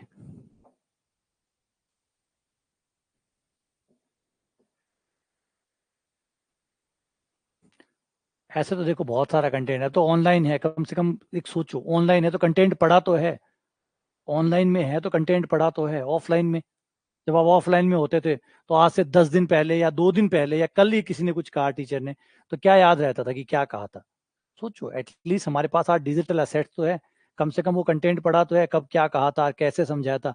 आज आपको दिक्कत ये है कि क्या कहाँ का था, वो मिलने में दिक्कत आएगी, लेकिन कम से कम मिल तो रहा है, कम से कम आपको वो चीज मिल तो रही है कि हाँ ठीक है कहाँ कहा था वो ढूंढना है, लेकिन पढ़ा तो है, कब कब क्या क्या कहा था ये पढ़ा तो है।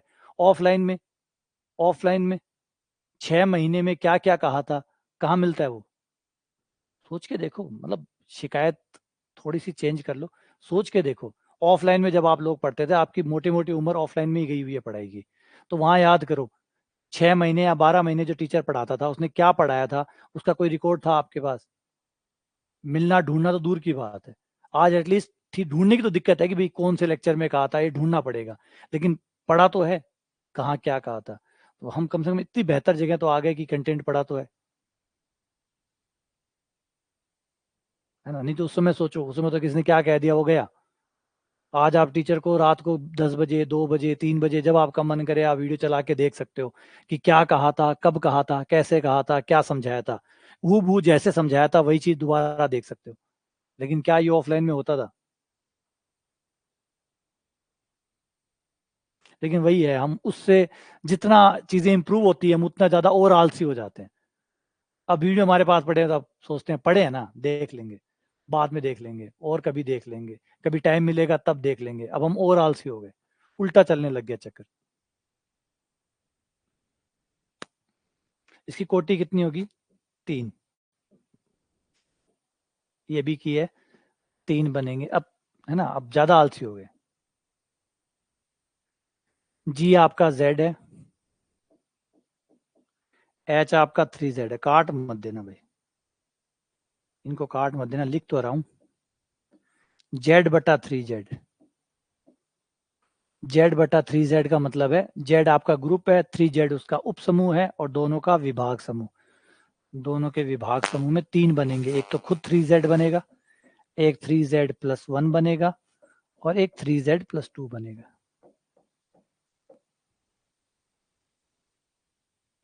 3Z+1, 3Z+2।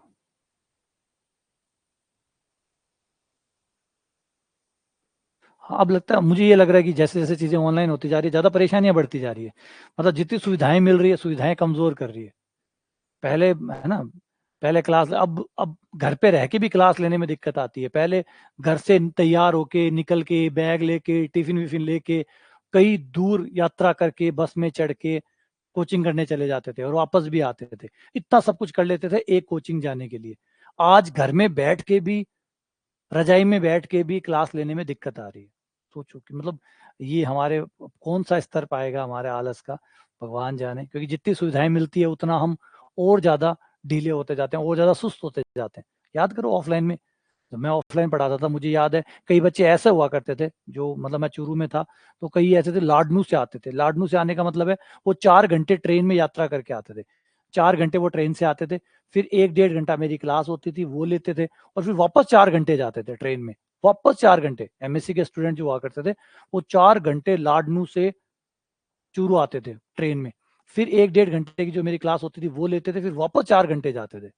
बताइए, सिर्फ 1.5 घंटे की क्लास लेने के लिए आया करते थे वो लोग। इतना। अब घर बैठ के भी क्लास लेने में दिक्कत हो रही है।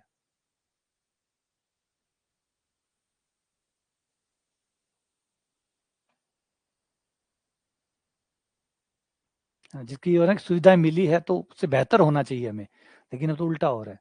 मैं सोचता था, मैं हमेशा उस बच्चे की बात भी करता था, मैंने कहा देखो, मतलब अब वो वहां से आता था क्योंकि वहां पे कोई कोचिंग नहीं थी और नहीं थी, तो फिर वो वहां से करने के लिए वहां आता था। तो मुझे कहता 4 घंटे आता है, 4 घंटे जाता है, 8 घंटे ले, फिर 1 डेढ़ घंटे की जो क्लास होती है वो लेता है। सिर्फ 1.5 घंटे की क्लास जो है वो लेने की आता था। मैंने कहा देख, इतना भी लोग करते थे, और बहुत से थे ऐसे। कोई रतनगढ़ से आते थे, कोई रतनगढ़ के आगे से आते थे, बहुत दूर दूर से, कम से कम 100-100 किलोमीटर तक की यात्राएं लोग कर रहे थे। लेकिन वो चाहते थे और डेली आते थे और डेली क्लास लेके चले जाते थे। और आज ये लग रहा है कि ऑनलाइन क्लास ले रहे हैं तो ले लेंगे, पढ़ी है ना, बाद में देख लेंगे, कल देख लेंगे, 2 दिन बाद साथ में देख लेंगे।